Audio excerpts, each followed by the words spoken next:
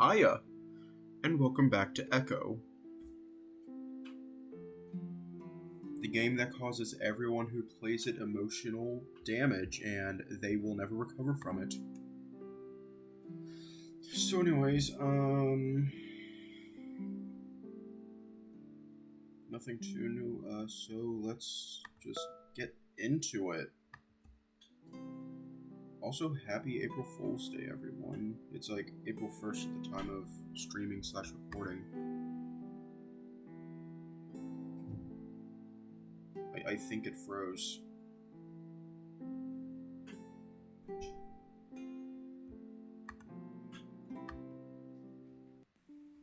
Ugh.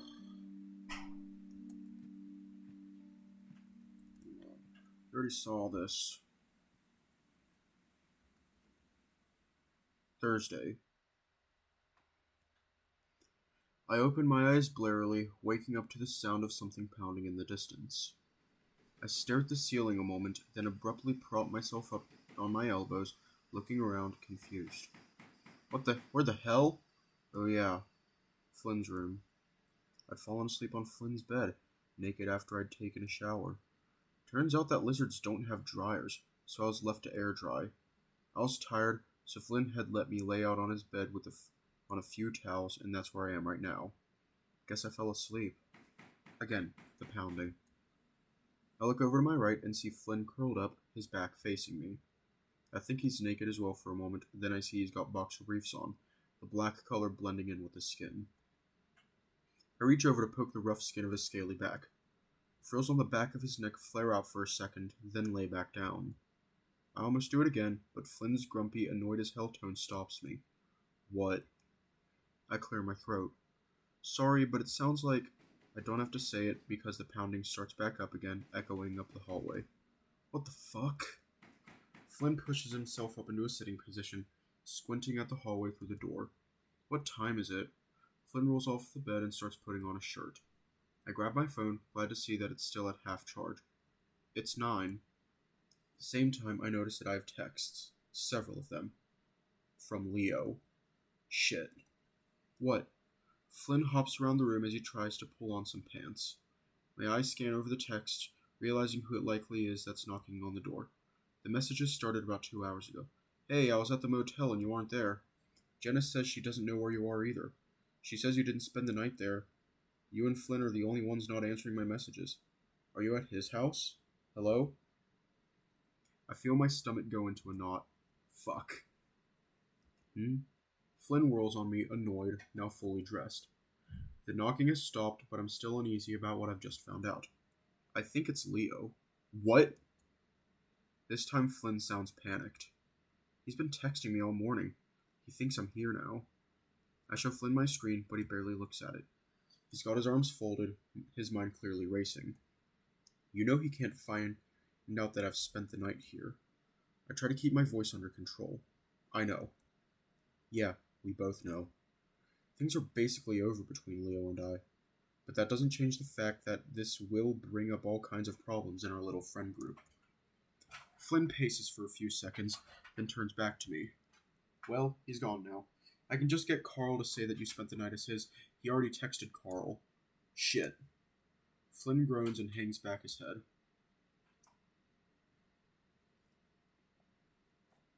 Well, did he ask him if you spent the night there? No, just that he didn't know where. Yeah, at least that's what he said in the text. I'll just tell him I don't know and Carl can say you were there. Don't you think Carl would have told?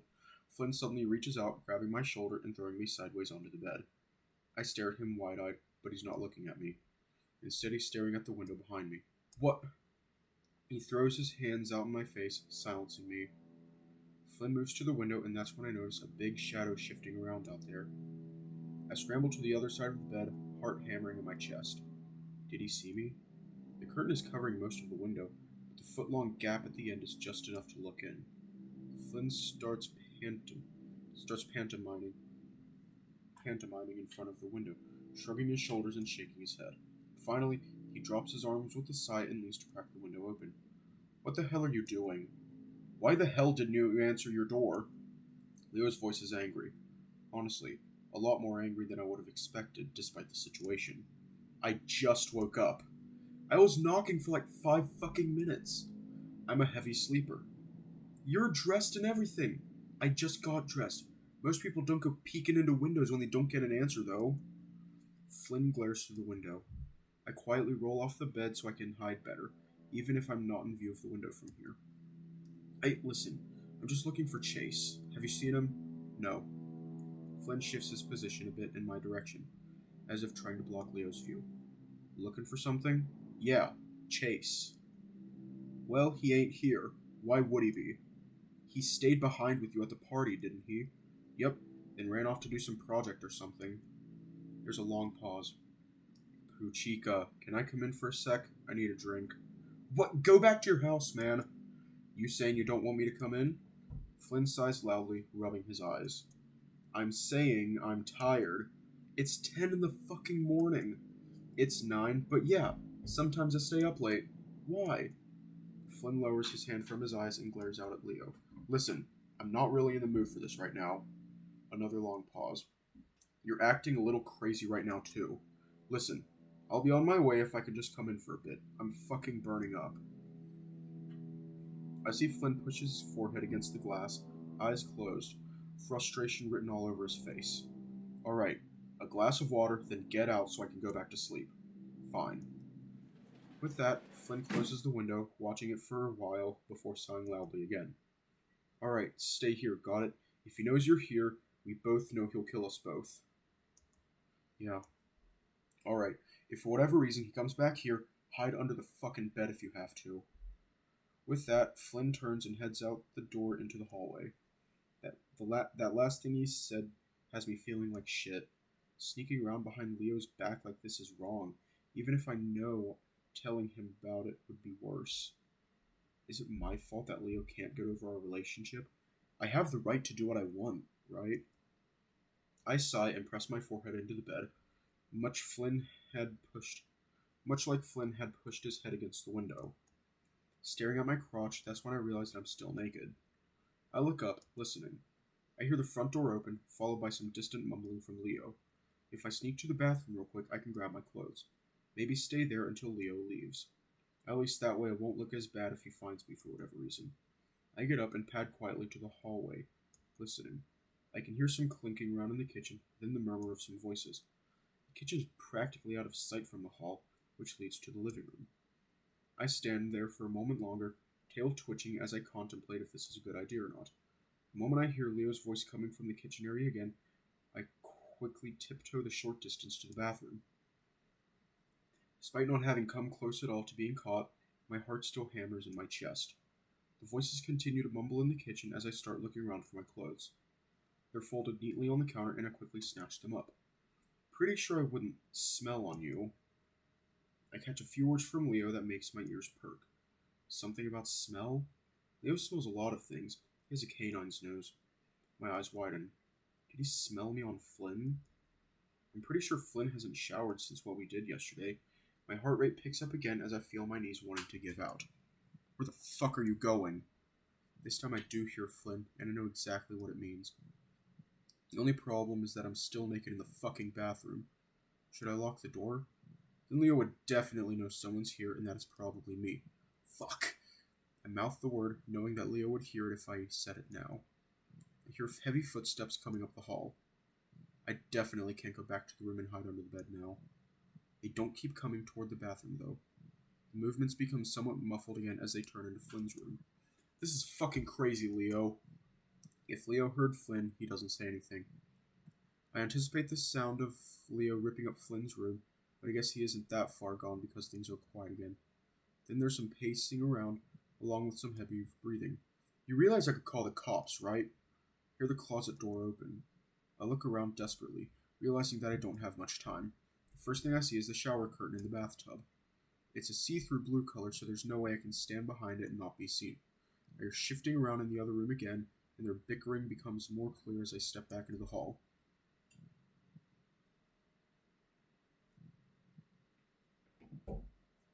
Panicking and practically numb with fear, I crouch down and pull open a cupboard under the sink.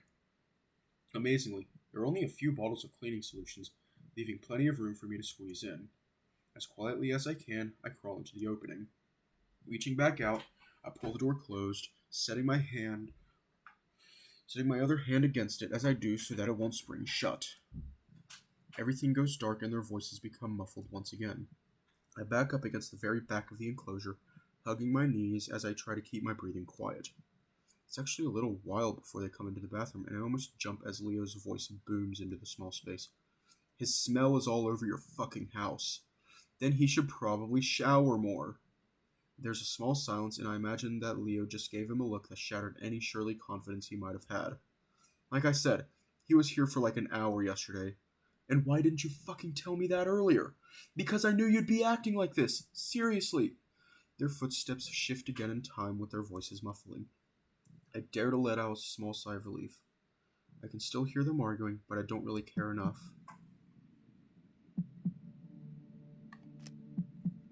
You pass through the cupboard door into the bathroom. You follow the voices down to the hall into the kitchen. Leo is on his way to the door. He stops in front of it, turning back around to Flynn, who's following close behind. You're really starting to piss me off, Flynn. And you're really starting to freak me out, Leo. All of that still doesn't explain why his smell is all over you. Flynn works his jaw for a moment, eyes narrowed. We roughhoused a little bit by the mine. By the mine. You know how we get sometimes, and it was really hot. Leo is shaking his head, like he's tired of listening to what Flynn has to say, like he's tired of everything. And then you have it mixed with that smell? Flynn throws his hands up, exasperated. I jerked off later. Sorry, but this really ain't any of your business. You know it kind of fucking is since I planned out this entire fucking thing. Leo's starting to lose his temper again. You know this isn't like Leo at all. Calm down. Jesus, maybe he went off to do more research or whatever. Said he wasn't done at that mine. At the mine. Leo's not listening anymore. He's looking to the side, staring at the wall, hackles raised. Listen, I'll drive around town real quick to see if I can find him before work, alright? Flynn, you know you ruined this whole thing for me, right? Thing for you? What are you talking about? And I'll be fucking damned if I let you do it again. The anger and spite in Leo's voice is scaring Flynn. Leo, what's going on? But Leo still isn't listening. The wolf turns sharply away, yanking open the door. Leo. Flynn reaches out, resting a hand on Leo's shoulder. But at that moment, the wolf throws an elbow back into Flynn so hard that the lizard is sent stumbling back several steps before falling to his knees. Flynn lets out a hoarse groan, but Leo ignores it, slamming the door shut on his way out. Flynn stays like that, doubled over on the carpet, making soft rasping sounds before his breathing finally comes under his control. He stays there for a while longer, absorbing what just happened, knowing that Leo isn't himself either. He also regrets doing anything with Chase. Finally, he looks up, right at you. You decide to leave. There's really no point to try and reason with him. It's been a while since you've been out alone like this. It feels good not being attached. Something about that lizard, Flynn, is helping this happen. You'll have to deal with him later. As you continue to walk down the dirt road, you see him. It takes a while at first because he's so far away. But then you see that thick tail waving back and forth as he approaches you. Can he see you? Probably. It's been a long time since you were attached. But the feelings, the thoughts, you can remember it like it was yesterday. The new one is better. A lot more quiet. At least you made him quiet. It was easier to do than with this one. He keeps walking towards you, and you start to wonder if you should turn back. You always snap back eventually. Why not let this play out? Let's see how far this will go. Now that you're this close, you can see water dripping off of his body. Even after all these years. Finally, you can make out his face. Angry. No, furious. Finally seeing you again. He doesn't like what you did, and who can blame him? He starts to run towards you. You finally stop walking, waiting. He's on you in a second, lunging, blunt claws and sharp teeth bared. I keep wondering if I should come out myself. The last time I heard any voices was like almost 5 minutes ago. Still, I realize that they could both be outside or something, and I don't want to come running out if Leo decides to come back in. So I wait.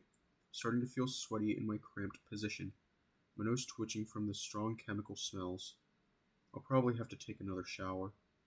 After another few minutes, I hear soft padding up the hallway. I know it's Flynn, but I wait. Another few seconds of silence goes by before Flynn finally speaks. He's gone. So how are we going to explain to Leo that Carl just forgot that I was there? Pull my shirt over my head, feeling kinda gross putting back on my musky shirt. Flynn stands in front of his dresser's mirror, having just finished putting on his tie. He's currently picking at his scales with a pair of tweezers. Carl forgets everything, especially when he gets high, which is all the time. Flynn's been acting kinda distant after this whole Leo incident. It's not hard to imagine why. I'm feeling the same way. Leo almost probably finding out, I put a damper on our stupid excursions. It really put into perspective how immature we were being. Alright, so I'll say I spent the night at Carl's, then left in the morning to do some filming, then came back. Flynn had told me to text all of this to Carl before I go over there.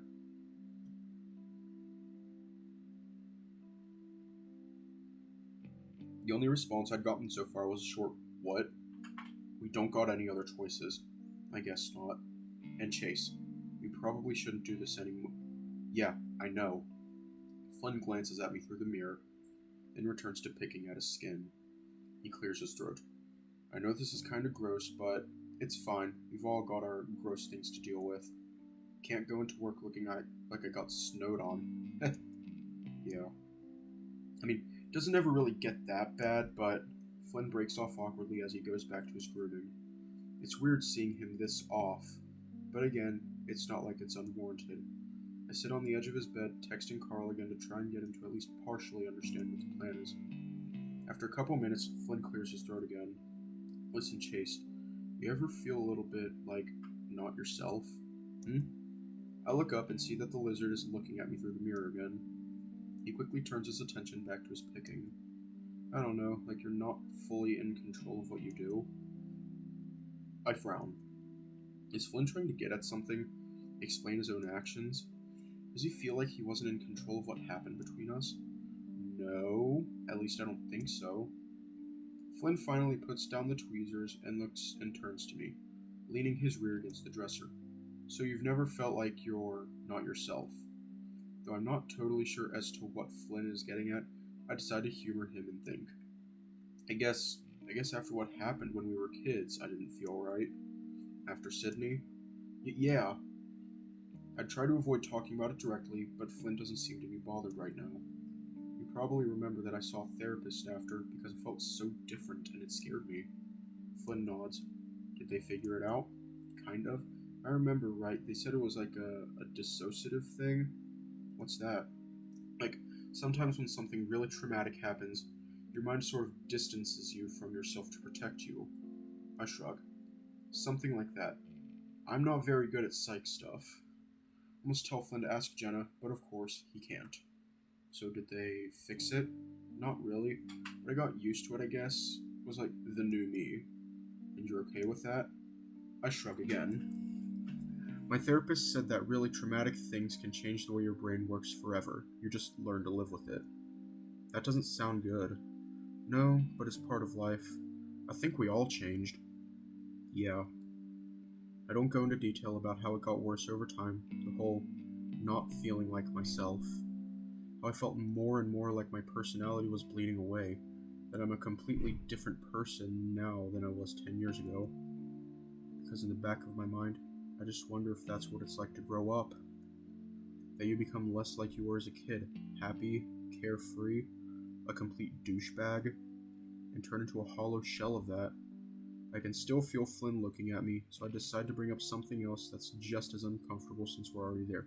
So, when are you planning to talk to TJ? Flynn's silent for only a second. Saturday, at the end of your trip. I'm not sure if that's the best idea. It doesn't leave much time to make amends if things turn sour. Which they most likely will. But then I guess that means we'll easily be able to just leave as soon as it's over. Okay. Flynn's still looking at me, so I abruptly stand up, putting my phone back into my pocket. Anyway, you ready to go? I don't want to make you late for work. Sure. Flynn finally straightens up, walking across the room to grab his keys. I'm glad just to have somewhere to go now. Flynn feeling off like this is one of the most awkward experiences I've ever had. Probably because he's usually so good at making things not awkward. So with that, Flynn takes me to Carl's house, dropping me off before heading to work. I sit quietly next to Carl on the couch as he plays his video games. It's some kind of first-person shooter that I've never seen before. You know, I'm not all that into shooters, but this one is pretty good. Yeah? I try to act interested as I browse through my phone. I've already texted Leo apologizing and telling him that my phone had died. It's weird how quickly this lie has gotten out of control. I'm making things up as I go at this point, and I'm amazed at how easy it is.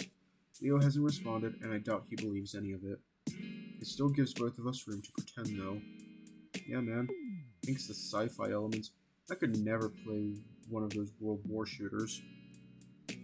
Same. Carl clicks around with the controller for a while longer. You alright? I sigh loudly, finally tearing my eyes away from my phone. Yeah, I'm good. Because you don't seem good. I don't respond to that, instead choosing to zone out to whatever's happening on the screen. What's with this whole story anyway, about you spending the night or whatever? I debate whether it's worth telling Carl or not. He'd go along with it either way, but keeping all of these secrets is starting to make me feel sick. Well, I spent the night at Flynn's. Leo found out I wasn't at the motel, so he came looking for me. Ah, shit. Did you and Flynn, I let the silence hang for a while. Carl snorts. Wow. Come on, Carl. No, I don't mind. It just seems kinda weird. How so? I feel myself get defensive. I'm not really in the mood to be judged by Carl. Yeah, he's cool and everything, but his life, let alone his sex life, doesn't exactly put him in a position to do so. Well, you just barely got here like 5 days ago, and already... I sigh. You know how Flynn is. Yeah, I do. So you shouldn't be surprised. But I mean, we've known him since we were kids. Just feels a little bit... Carl, I'm not really in the mood right now. Carl goes quiet for a few more minutes, the clicking buttons on his controller the only sound. It doesn't last long though. You know, I saw you guys at the river a couple days back. I saw you too. I saw you guys. Carl, I just said I'm not in the mood. Carl shrugs. Just saying, I already know. It's cool. I keep quiet, hoping that will get Carl to drop the stupid subject already. It doesn't work. But I get why you gotta keep it from Leo like this. I pull my phone out to see if I've gotten a text from Leo yet. I haven't. Me and Leo, we don't hang out all that much, though I think he tries to. He talks about you a lot. I try to ignore the guilt that's steadily building up inside me. Did you smoke today? Because you're being real talkative right now. I only ask because I don't smell it. Usually it's pretty strong. Actually, I had an edible this morning. Carl giggles for a good long while after that. Oh really? I massage my brow with a thumb and forefinger. Normally, I get along great with Carl, especially when he's high. But after this morning, basically everything is getting on my nerves. I usually hate that shit, but I don't know. Guess I was bored today. Those things shoot me into fucking space. Guess it explains why you won't shut up. Hey, am I pissing you off? I immediately regret what I just said as Carl puts the game on pause. No, just had a stressful morning. Leo? Carl starts the game back up, giggling again as he shoots a space marine in the face. Finally, a text from Leo. Good to know. Another one immediately follows. Let's hang out sometime soon. But you know, Flynn cares about you too. Yeah? I text Leo a quick affirmative, though I'm not really sure when that hangout is going to happen. Yeah, wouldn't stop talking about you when we drove to the reservation. Really? That actually did seem really out of the ordinary. What the hell would Flynn have to say about me? Carl shrugs. Bunch of stuff. I wanted to buy you something from the reservation, but thought it might be too weird. Flynn buying me a gift? That is kinda weird. For Flynn, I mean. I thought it was kinda cute. What else did he say? Honestly, I fucking love Carl.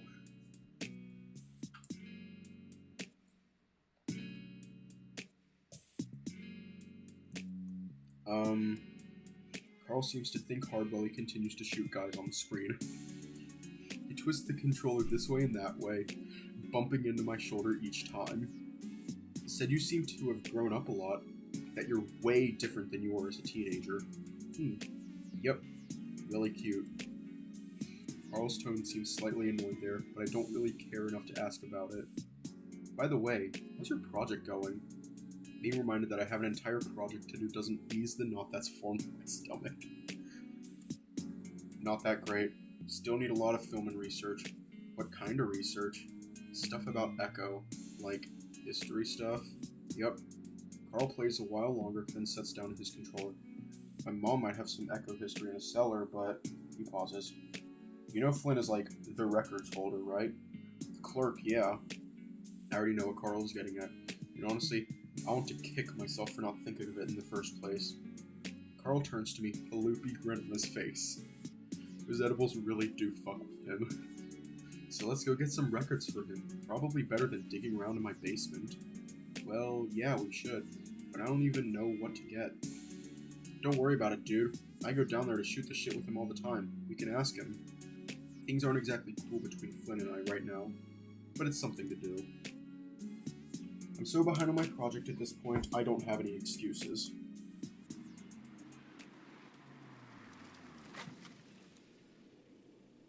We pull into the gravel parking lot in front of City Hall. The stucco structure looks a hell of a lot more weathered than I remember it. Tarps drape the roof, and one of the windows is blacked out with plastic. City Hall is probably the oldest building still standing in Echo. From what I read on the county's website, it served as the town's post office back in the early 20th century. Before then, it was an outpost used as an intelligence operations center during the years leading up to the Mormon Rebellion. Government spies were planted in the nearby settlements from Colville to Peyton, and delivered their reports on potential agitators out at this outpost. They actually kept a priest on hand to help reaffirm the spies' faith in the true word of Christ. It's weird to think that Sydney was the last Mormon I knew. Are you sure Flynn works here? I exit my car, watching Carl stare ahead. His eyes are half-lidded, the ram seeming to stare for miles beyond the building in front of us. Oh yeah, I'm sure. Alright. Carl doesn't move. Are you gonna come out? The ram blinks slowly, his maw starting to hang agape. He shifts his bloodshot gaze toward my torso. Nah, my parents would flip. He flops his wrist in front of him limply, his tone tinged with effeminacy. The car? Yeah, just give me a second. Carl reaches down, unscrewing the lid from his water bottle and taking a few hearty glugs. When Carl grabs the car's door handle, he hesitates. After a moment, he looks at me. He's completely silent, sucking in his cheek on one side. Carl? Finally, he speaks. I sort of agreed to come without considering that I'd be talking to anyone but you and crew today. Let alone the mayor and stuff. I'm still stoned as balls and I look like shit. He laughs some in a self-deprecating fashion, visibly sheepish despite the THC still flowing through him. I think I might just chill here in your car with the air conditioning and Hagen Tactics. I think that's how you pronounce it. He holds up his phone, and I think I can just barely spot the icon for it in his sea of other game apps. Carl does look high, though he doesn't appear any worse than he usually looks. Telling him that probably wouldn't do much for his confidence, though. What should we tell Carl?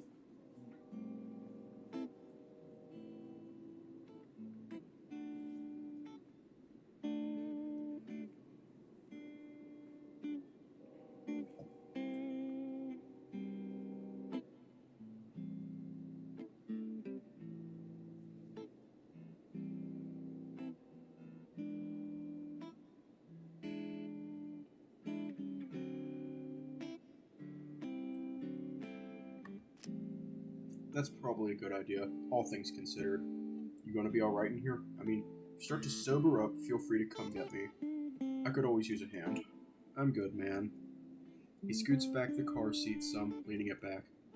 You got me up way too early to be hanging out proper like. Anyhow, I'm usually asleep until like 3 hours from now. You really sleep until 2 o'clock? Yeah. Jeez. Hey, don't judge me. You're the interloper here. I'm about to make a jab about where Carl learned a word that large, but reading his expression, it's evident he isn't in the mood. And honestly, neither am I. I toss him the car keys, and they bounce gently off the rotund bulk of his torso before he scoops them up off the floor mat.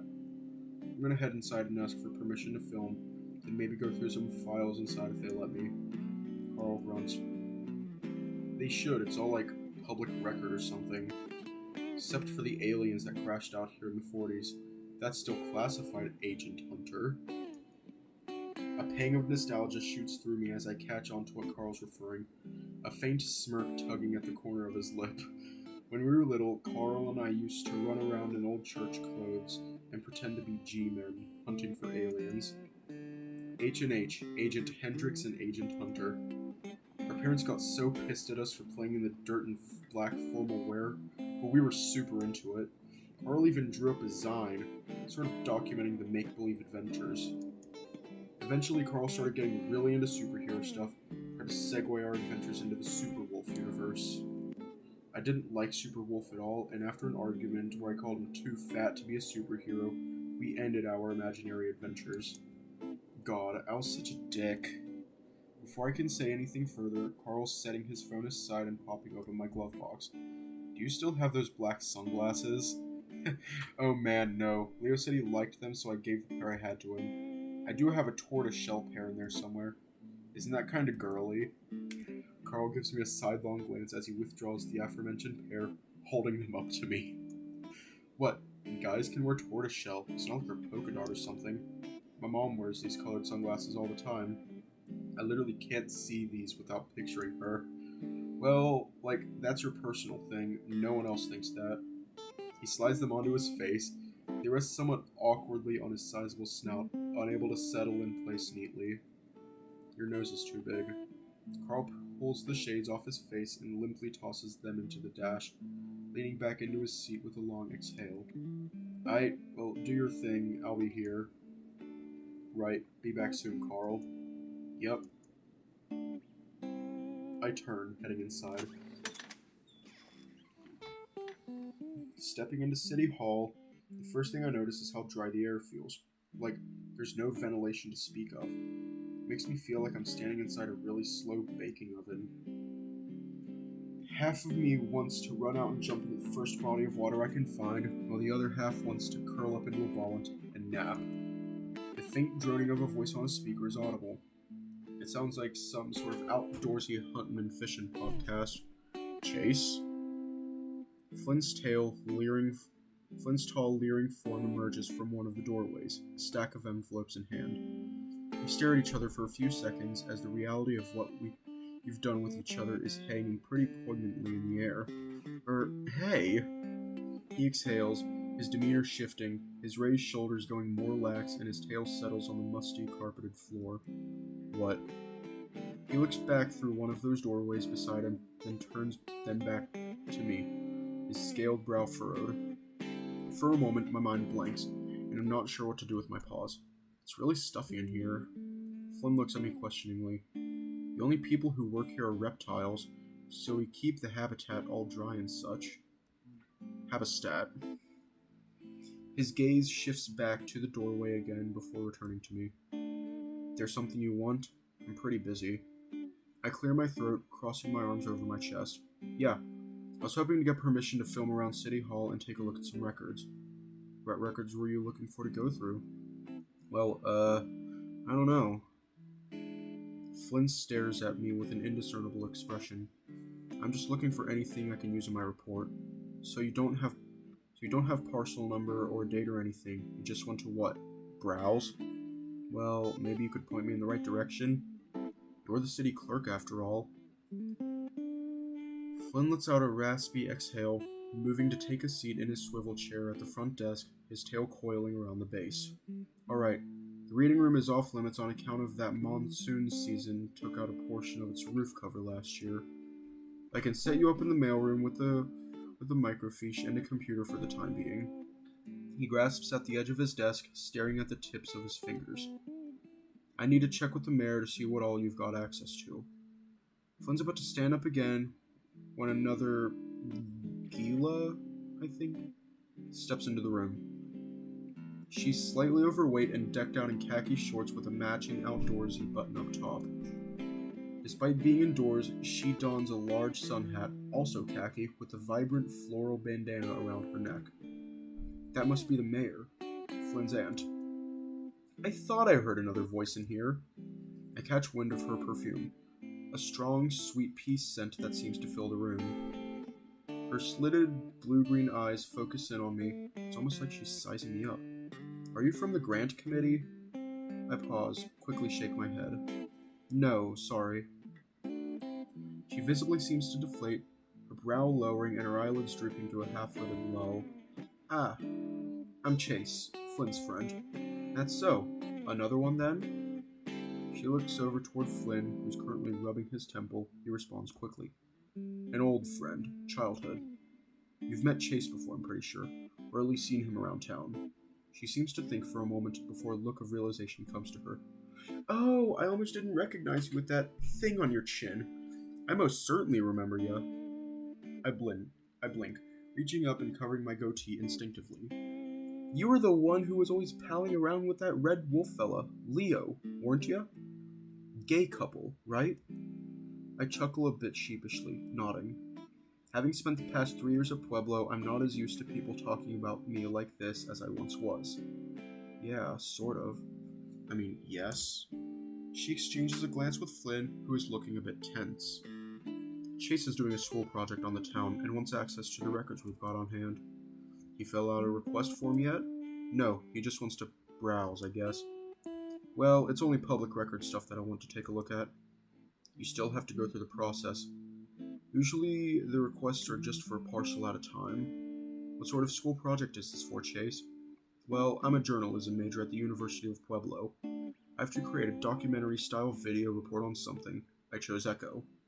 Ah, you aren't aiming to smear us to the general public then, are you? Her tone suggests she's joking, but she has that same intense look that Flynn has, where I can't really tell for sure. No, Mayor.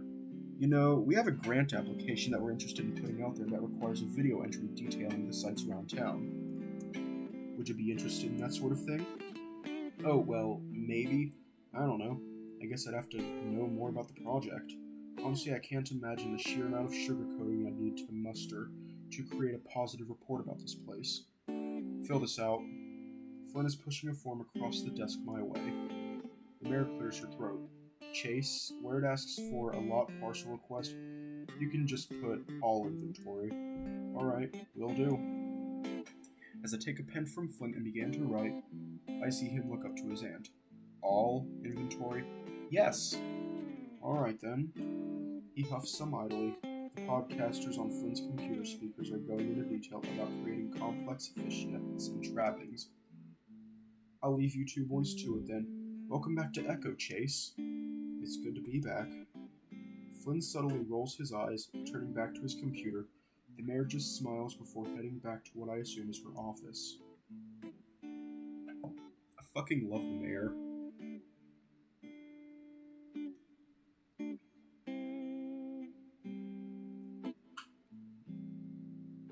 I finish up the form in silence, pushing it back toward Flynn. He squints at it for a moment before speaking. Any word from Leo?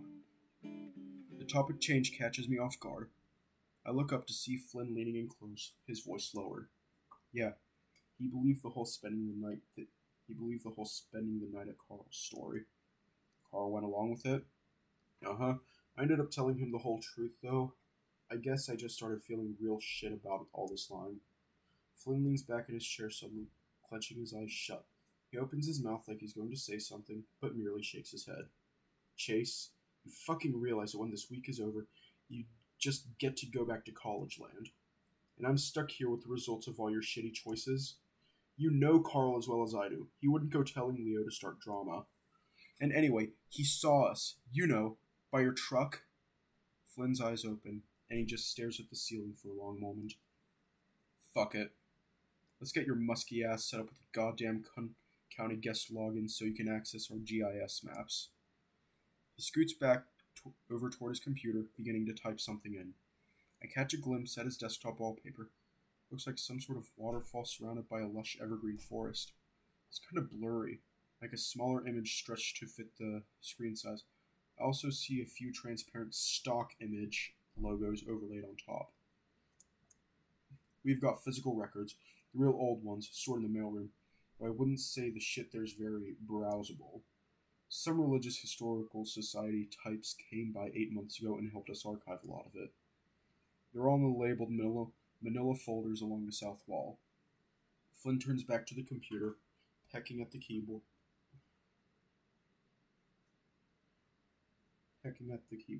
For a clerk, he's not remotely a fast typer. Oh damn, I forgot to ask for permission to film here. Flynn grunts.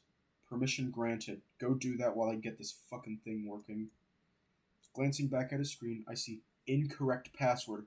2 remaining entries before lockout flash up. After looking at his keyboard, it takes me only a couple seconds to figure out what's wrong. Flynn? What?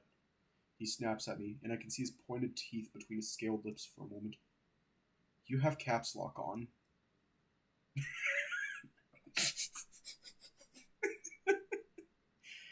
Flynn pounds the caps lock key with some extra force before returning back to his typing. Thanks. Now fuck off for a bit. I stare at him and I can't help but feel a twisting sensation in my chest. I'm not sure if I expected him to treat me differently after doing what he did, but I definitely didn't think he'd treat me worse. I try to think up something to say to make this right, to make this not awkward as it seems to be getting. Yet the longer I sit here, the more uncomfortable he seems to get. I guess I'm just literally leering at him like a creep right now. Fuck. I get up and head out, deciding to keep my mouth shut is the best course of action for the time being. The gravel parking lot makes it difficult to adequately line up my shot. Everything ends up looking slightly crooked. I know I can probably fix it all in post, but that's more work for me that I'm not looking forward to. Carl, meanwhile, has his eyes glued to his phone. Looks like he found a pair of earbuds, because he's got those in too. Refocusing, I take stock of the footage that I've got from here so far. The midday sun means that my recordings are pretty much well lit, but I can't help but think that a sunset would be more symbolic. Maybe I'll come back later, I don't know. My phone vibrates in my shorts. Grabbing it, I see I've got a new message from Leo. With Jenna and TJ playing football. I'm assuming he means soccer, but I decide now isn't the time to press him on word choice. Sounds fun, filming with Carl and Flynn here. I slide my phone in my pocket, unlocking the trunk of my car so I can start putting away all this equipment. Huh? Quick response for someone playing soccer. On checking my phone, though, the message turns out to be from Carl. Get back to work. No texting. I look around the trunk hatch to see Carl's smirking muzzle, his chin buried in his hoodie. Stepping back behind the trunk, I begin to text again. What on earth do we say to Carl?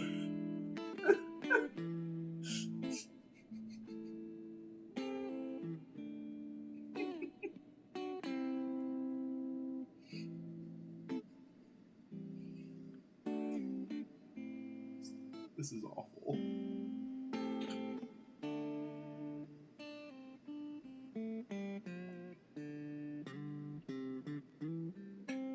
Oh, I'm sorry, sir.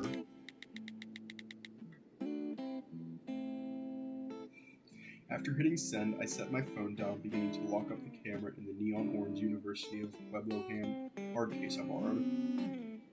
Another message from Carl. That's, oh, I'm so sorry, Daddy. To you, boy. Jesus. Snickering, I text back. Don't play gay chicken with me. I will win.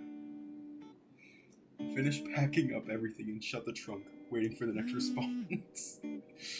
As if on cue, my phone vibrates once again. I also realize now that Flynn's standing at the City Hall entryway with his arms crossed, staring furrowed out at the car. Why the fuck is Carl here just sitting in the car? Grinning, I hold up my finger to him. I look over them. the most recent message. I don't like chicken. I like a cock, boy. I snark, eliciting a raised brow from Nagila. The hell are you two doing? I got your shit set up. You will not win this game, sir. Daddy, I told you, boy. Don't make me spank you. Oh, he's fucking stoned off his rocker, ain't he?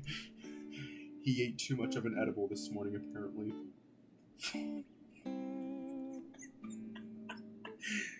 Flynn looks to me, then back to Carl. Probably for the best he's staying in the car then. Come on. He turns, heading back inside. I follow, watching Carl smiling to himself before going back to his mobile game. Flynn leads me through the narrow hallways, the ceiling laden with visible old piping and the walls covered in dents and scratches. Eventually, we turn into a colorful room that looks like a mix between an old post office and a kindergarten classroom. Alright, like I said, archive files are in the back along the south wall. The computer in the corner is logged into the county's GIS viewer. Maps and shit, basically. He points to a cream-colored computer that must be from around the early 2000s by the look of it. Dust visible on top of the tower. Oh, so like, where the native burial grounds and that sort of thing are. Flynn crosses his arms, looking back down at me. Yeah, no. As far as I know, the Meseta tribal government hasn't put forth any sacred site claims within miles of Echo. Wow, really? Really? Why's that? I don't have a whiff of shit's worth of clue or some repair. Go ask Jenna if you want to be all weird about it. I don't think she has much ties to her tribe.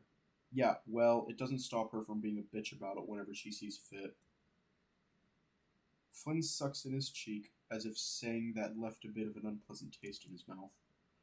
Flynn speaking less than kindly towards folks isn't anything new, but not usually about Jenna. He looks down at some papers in his hand, as if they suddenly were very interesting. Is this about what she said when you got Carl the lighter from the reservation? His slitted eyes flicked back up to me, his lips thinned. You thought that was bullshit too, right? Well, I think she was still in, I don't know, den mother mode with regards to TJ after what you did. If you want to get everyone talking again, you should just apologize. There's a pause in the conversation as cloud cover shades the light coming in from the window. It's not just about the lighter crap. She doesn't give a shit about me, and she really didn't give a shit about Sydney. I blink. I'm still amazed at how much his name is being mentioned after all these years of silence on the subject, especially from Flynn. He catches my expression and grunts, Nagila resting the side of his hip against the sorting counter. When he died, all she fussed about was how it affected TJ. Sid could rot for all she cared. That's not fair. We were kids, and people react to that sort of traumatic stuff differently. Maybe helping TJ was what kept her occupied. Oh yeah? Remember a few months before it happened, when all that shit was going on with Sid's dad? And fucking Jenna, all she did was try to shield TJ from all the negativity of the situation. She tried to help, but he was different. I don't know. Fuck. We were just kids. No, she fucking hated Sydney. Carl hated Sydney. Leo hated Sydney. TJ would never fucking admit it, but he hated Sydney. And you hated Sydney. He looks me in the eyes now. I'm quiet for a moment, trying to think of what to say. Flynn, meanwhile, just looks expectant, seemingly waiting for me to blanch and try to defend myself. Sydney was an asshole. He raises his chin some, his crossed arms seeming to squeeze more tightly over his chest. Yeah, so am I. No, not like him. Nobody knew him like I did. You've said that, but that doesn't mean the crap he pulled on us, on TJ, was any way justified. I'm pretty sure he genuinely enjoyed watching people get hurt. Flynn stares slack-jawed before quickly gritting his teeth.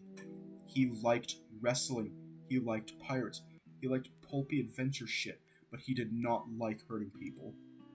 TJ cried every day, no matter what. He could see a dead fly on a windowsill and start bawling. And you all would drop everything and come rushing to his aid, scorning the shit out of anybody who didn't. We couldn't make jokes, we couldn't tease each other, we couldn't roughhouse, and we couldn't even fucking swear without TJ getting upset. It isn't like we could just go hang out with someone else. This is Echo, and Leo is fucking dead set on keeping the group together. Though now the group for Leo essentially consists of two members, your ass and his cock. I frown deeply. Before I can interject, he continues. When Sydney died, you all convinced yourselves that he was this fucking monster kid so that it didn't have to hurt as much. I ain't gonna apologize. Fucking hell, they should. Flynn uncrosses his arms, staring some out the sole of the window of the cramped mailroom. The cloud cover lifts. I'll be at the front desk. If you take something, always put it back where you found it. He turns, making his way back down the narrow hall. I'm left alone. Everything feels really quiet now. A sort of weird solace amidst the shelves of Echo's history. I rub my face and muzzle, spinning a whisker at the previous conversation as the previous conversation plays back in my head and begins to fade like a passing dream. With a slow exhale, I turn and head over to the archives. They all seem to be categorized by numbers, like 105-66009 or 107-21001. I grab a random file off the shelf. 106-01001. Flipping it open, I see a cluster of 15 or so papers and permits for a place called Adelaide's Thrift and Pawn. It sounds familiar, and it only takes me a little bit more pursuing to find out why. Near the exit from Route 93 to Flint Road, there's this faded old shack of rotten wood. Growing up, all that was left out front was Adelaide's Thrift. I think it's bulldozed now though, since I didn't see it on the drive-in. According to these documents, Adelaide von Berg applied for and successfully obtained a business license and deed to the property in 1979. I'm guessing these folders correspond to a piece of property with an echo or a parcel. That helps some, but I still am not sure exactly where to look. I put the file away and move over toward the computer Flynn got ready for me. The screen displays an aerial photograph of Echo, with little polygons drawn over it, like a bizarre checkerboard. Clicking on one, nothing happens. I click again and the pointer turns into an hourglass, the program stating that it's not responding. Damn it. As the hourglass rolls on the screen, I think I hear the front door open down the hall. At first I wonder if it's Carl, but then a voice speaks that I don't recognize, then Flynn's. I can only make out a little of what he says. That's what they told you at the county office? You could have come here. The hourglass spins. The unincorporation, it shouldn't affect developers who... Finally, a little window pops up listing owner, address, parcel number, links to building plans, and other fields. Slow as hell, but this is actually kind of neat, I guess. Curious, I scroll over to the location of my old house and click. This time it reacts a little faster. The complaint forms are physical, not much of an online presence at. It's currently listed as abandoned and condemned. It looks like the people my parents sold it to ditched it rather quickly. I move back toward the archive, picking up my old house's corresponding file and setting it down on the counter. Opening it, I see a weathered floor plan of my old house dating back to 1986. Nothing here could remotely be considered of interest for my project. However, I put the file back where I found it. As I hear the increasingly quiet rasp of Flynn's voice in the other room, I realize he's probably too busy to hold my hand with regards of where to look. Especially after the previous conversation, it might be best just to give him some space. I stare at the aerial display on the computer monitor, trying to figure out where to start looking. Where should we start looking?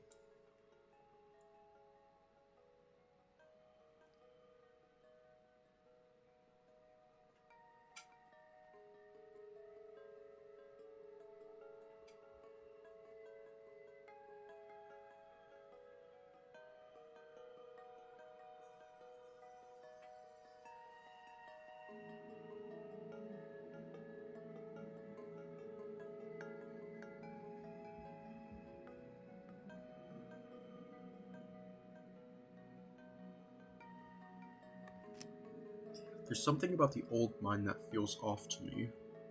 Unlike pretty much every locale in Echo, the mine was the only place we absolutely did not play. Sydney tried to make one of our scavenger hunt objectives down in there once, but TJ told his mom about it, and that was the end of that. After looking up the parcel number, I retrieved the corresponding file and lay it out on the mail counter. This one has an archival notice attached to the front. I guess my hunch might be right. Opening the file, the first thing I note is that there is a seriously large amount of documents here, even a laminated old photo. Huh?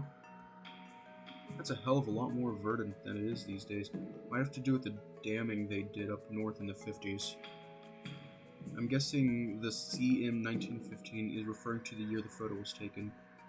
Within the folder itself, many of the documents seem to be legal in nature, including documentation about a lawsuit of some sort. The ones on top seem to relate to that tourism program Echo tried a decade ago.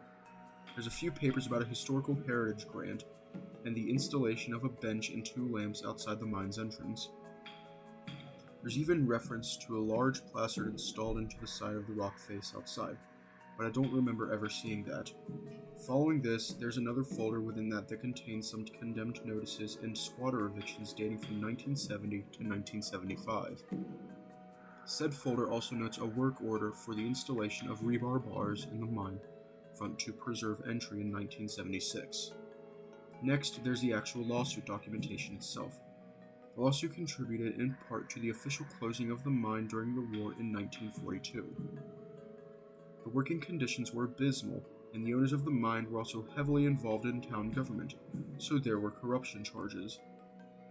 The Danica mine, also known as the CSCG, copper silver coal gold mine, was the most in-demand employer in the northern portion of this state for decades. This was in little part due to management by the owners, but rather the natural conditions of the mine itself. The structure of the bedrock kept cave-ins unlikely, and its chemical composition kept the temperature stable and somewhat bearable. Flooding was of minor concern due to the low water table of the region. In other mines within the state, miners may have been expected to stand in 2 feet of dirty water in 40-degree temperatures.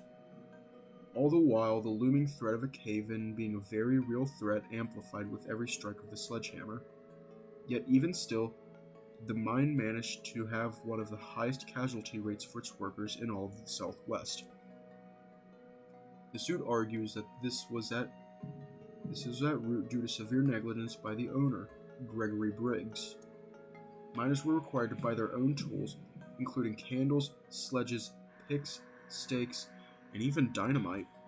Their wages, however, were of such little amount that many miners must have been forced to choose between having these tools and their family being able to eat that week.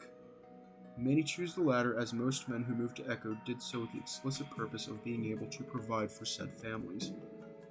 Briggs operated the mine under constant fear of worker unionization. To assuage this, he hired an incredibly nationally diverse assortment of workers.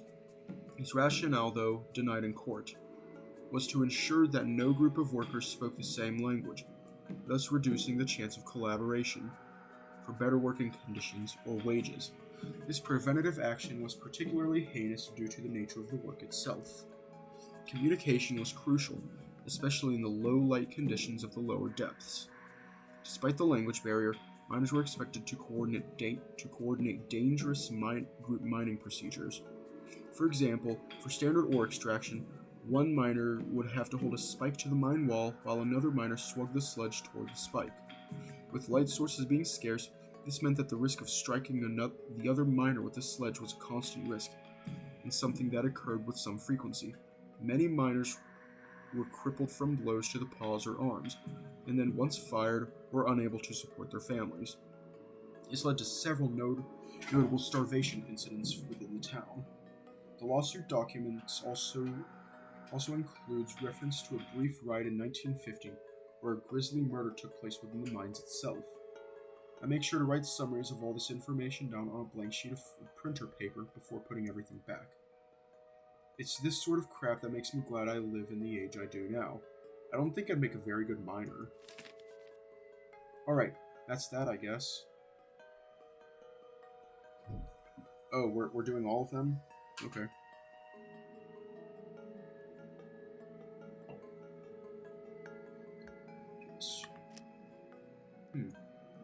After finding the parcel number on the GIS thing, I can't seem to find the corresponding file to it.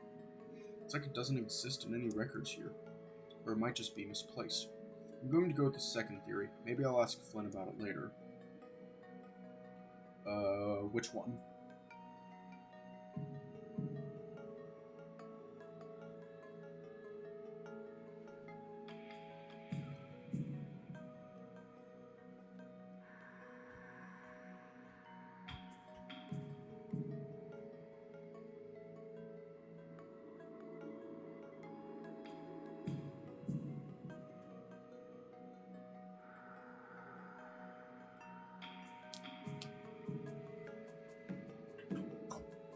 Carl. I know enough about Carl's family to know that his house is seriously old. His great-great something or another is the town founder, after all. The place has been seriously modernized into a more stucco adobe style, but there's some history underneath all that. Growing up, Carl overheard all this and started thinking the place was haunted. It freaked him out pretty badly. So much so, his parents basically begged me to have sleepovers with him during the weekends, and even some weekdays. Not that I minded, of course. Carl had all the video game consoles that were out, and his parents bought him M-rated games.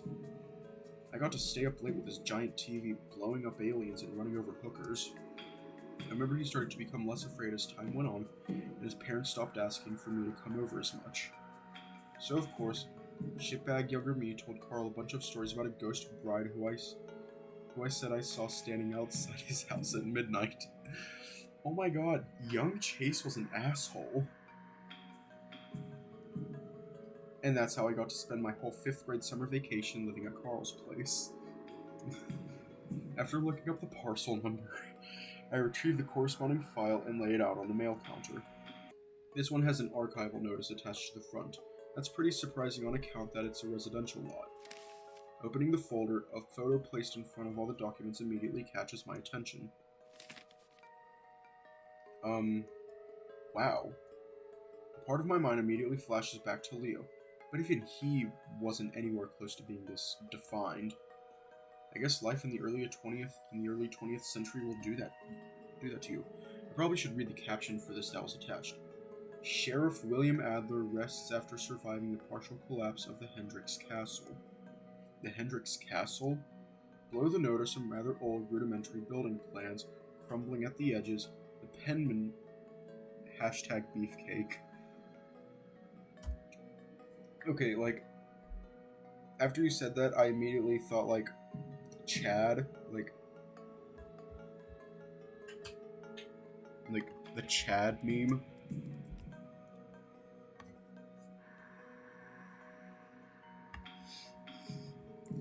Like, this is what came to mind. Like, just Chad.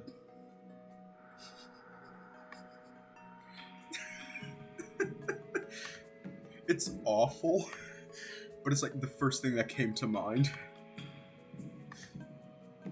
The penmanship is all weird cursive and I can't read it. It does look a little like Carl's house, but much, much larger. What follows are a series of deed transfers from various members of the Hendricks family, and eventually more modern building plans.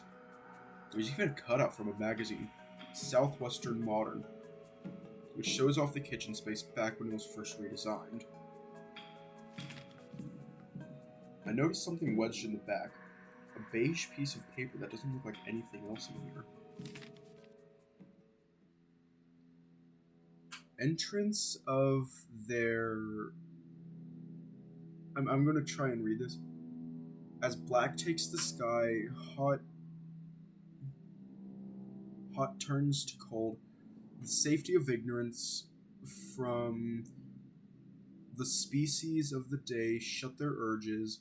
They wait for the for the dark blanket, and to save them from a hell, and the blonde tarantula pulls itself from the depths, wrought within and without, in search of a suitor who will not live past. The something to its love. A poem? Why would this be in here? Embrace of these lands, Bowick.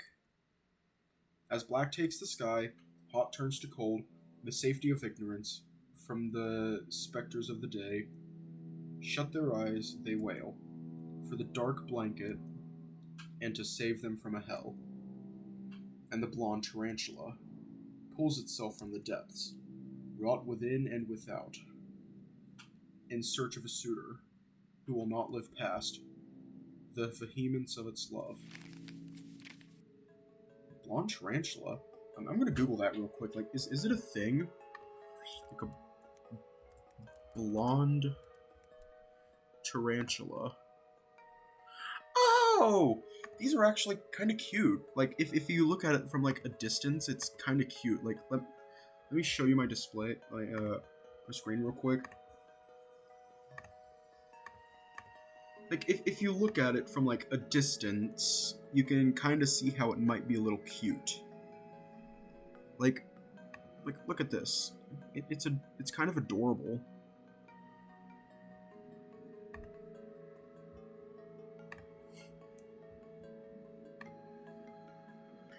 Anything looks good from a mile away.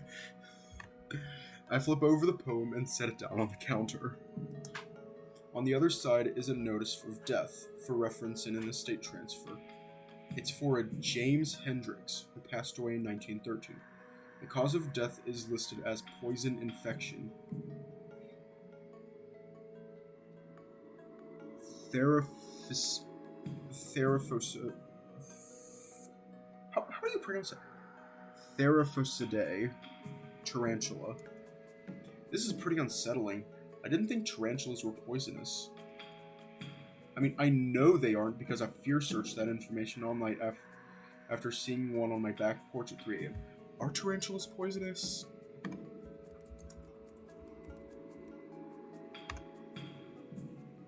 Tarantulas themselves are not poisonous, but they do contain venom glands and inject venom into their prey through their fangs. All species of tarantula are venomous and contain venom, and they use it primarily for hunting prey. Okay, so they aren't poisonous, but they are venomous. I guess that poem was some sort of informal epitaph for this guy. Regardless, it's a shitty way to die. I slide the poem Death Notice back into the folder and make note of it for the project. I think that's all for this parcel, so I place the folder back in its slot along the south wall. I mean, this is the only one left. City Hall has a lot of history. I assume most of the really old stuff isn't on file, but I'd be curious to see what's there regardless. After looking at the parcel number, I retrieve the corresponding file and lay it out on the mail counter. This one has an archival notice attached to the front. That's good. Hopefully that means there's supplemental information in here. Unfortunately, upon opening the file, I see there aren't that many documents. There is, however, a marked photo of some sort wedged between the folder edges. Who's that? Whoa. If that is really the date of origin in the top right corner, this photo of these guys was taken at City Hall 100 years ago. Actually, I think I recognize that. I've been, wanting to start playing the Smoke Room because I think it might be a bit too horny for Twitch and I kind of want to know what it's like. I think that's Cliff. Right there. I look back down to the folder, finding a caption note for the image. Sheriff William Adler, left, and Wensleydale researcher Cliff Tibbetts, right, at town meeting to discuss Echo-Masita tribe relations. Adler. I just realized now that's Janice's last name. Must be a distant relative of hers. The rest of the documents in the folder just seems to consist mostly of proposed extensions and use charges for the building. A lot of them didn't pan out. There is a city government roster here, though, and it lists the historical election results for the town going back to the earliest 20th century. Surprisingly, Flynn and his aunt aren't the only Moores I see on the list. It looks like the Moore family has been involved in public office in some capacity as far back as 1914, which is doubly surprising noting the prejudice against reptilians was pretty heavy back then. There's this whole negative stereotype about them being evil and controlling the government that persists even today. Did they just make a shadow government reference? So it's pretty weird a family like the Moores managed to keep getting elected back when the ignorance levels were much higher. I'll make a note to ask Flynn about it, as sensitively as possible. I go ahead and put everything back in the folder before turning it to the shelf. So what next? As I turn around, I see the mayor standing in the doorway. She's peering at me quizzically. A little startled, I straighten up. Oh, hi, Mayor. I was just finishing up. She's watching me speak, like staring at my mouth, not my eyes. It's honestly freaking me out a little. She doesn't respond. Mayor? Make sure you put everything back where you found it. Oh yeah, don't worry. I did that already. Did you now? She steps in the room and picks up a folder from the edge of the counter. I recognize it as the one for the abandoned mines. Oh god. Yeah, I forgot that one. Sorry. She stands there with the folder held out, waiting for me. I quickly move and take the folder. I try to ignore the hard stare I feel on my back as I walk to the archive wall. Far left end, second cubby from the top. Oh, thank you. I didn't... Looks like Flynn's about ready to take off. You gonna give him some company? The way she phrases that makes me reconsider a hasty response. Sure, I can hang out with him and his roommate. You have a boy in your car? I blink. I have a Carl in my car, yes. He wanted to hang back while I did all the work. I feign a chuckle, though not very well. I've never been good at the whole smiling with your eyes thing. Carl Hendricks? Yes. Have a good rest of your evening, Chase. Thank you, Mayor. You too. She moves on down the hall. After a moment, I follow suit to meet up with Flynn at the front desk. Dude, that's skeevy. After that, she just walked back to her office and shut the door, like almost slamming it. Maybe she's not a fan of you queer types. Carl puts on a southern drawl for that last bit. You know, I think I can do that. Like, maybe she's not a fan of you queer taps. Yeah. Carl puts on a southern drawl for that last bit. I step out of the car and pop the trunk, moving to gather up my equipment. The sun is starting to get pretty low at this point. There's not really any tall mountains to the east, so Echo's sunsets tend to last a while. Maybe, but she seemed alright with Flynn. Carl follows suit, though his eyes are still glued to his phone. I can't get over that whole "there's a boy in your car" bit. Yeah, she seemed kinda, I don't know, weirded out with me or something. But she wasn't like that when we met. She was pretty cordial then. As I shut the trunk, I spy Flynn's truck parked behind the house, as well as what looks like a faded yellow moped. I'm assuming that one is his roommate's. Huh. The Ram shrugs. You are kinda weird. Maybe you did that staring thing you do sometimes. I blink. The what? Never mind, man. I frown. Carl looks up from his phone long enough to catch my expression. I'm just kidding. Just making fun of Flynn's whole dressing you down back at the river. Carl smirks. His eyes are no longer glazed over, and it actually feels like he's looking at me rather than 1,000 miles away. We make our way up to the front door, Carl tapping away at a screen. Hard to imagine my house was even bigger back in the day, though. My parents already have more rooms than they know what to do with. Like, we've got 3 spare bedrooms, right? But we never have any guests or anything, so they don't get used and rather just gather dust and stuff. Do your parents make you clean them? Carl rolls his shoulders, idly wiping his hooves along the rough palm fiber floor welcome mat. Sometimes. Knowing Carl, that means pretty much never. Once inside, the familiar hot, stuffy climate hits like a wool blanket thrown around me. It sounds like some sort of lo-fi hip-hop is playing in the background, from what I assume is Daxton's room. The interior is dimly lit with the exception of a bright white light coming from the ajar fridge. Daxton stands next to it, holding a block of pale cheese. Is this what you need? Salamander seems to be peering at us expectantly. No. He raises a brow ridge, craning his neck to look past us. Talking to Flynn. The Gila's large self steps out of the laundry room beside us, looking to Daxton. Oh, sorry. Carl gives me a sidelong smirk. That's the provolone. The recipe needs Havarti. Flynn steps past us without much acknowledgement, moving to the kitchen beside Daxton. We have a block of Havarti, but it's in the freezer. There's this thing called a defrost setting on the microwave. Yeah, but you left the fish you caught all on top of it. The pack is sealed. That shouldn't matter. The whole freezer kind of reeks. Like I said, the package is sealed. That shouldn't matter. With a shrug to Carl, I move in and set my equipment down next to the kitchen island. I take a seat on one of the wicker-topped bar stools. Carl lingers in the entryway a bit before moving to sit on the stool next to mine. Flynn wordlessly goes to the fridge and grabs 2 bottles of light beer, popping the tops and setting them down in front of us. Thanks. I'm not 21 yet legally, you know. Flynn shrugs uncaringly before getting a beer for himself. Looking around, the countertops are pretty free of clutter beyond some Mesa Community College letters and a heavily used black notebook. The notebook is labeled World Building and Fictional History 204. A few water stains have shriveled the edges of the pages. Daxton places the provolone back into the fridge and places the allegedly fish Havarti on a plastic cutting board.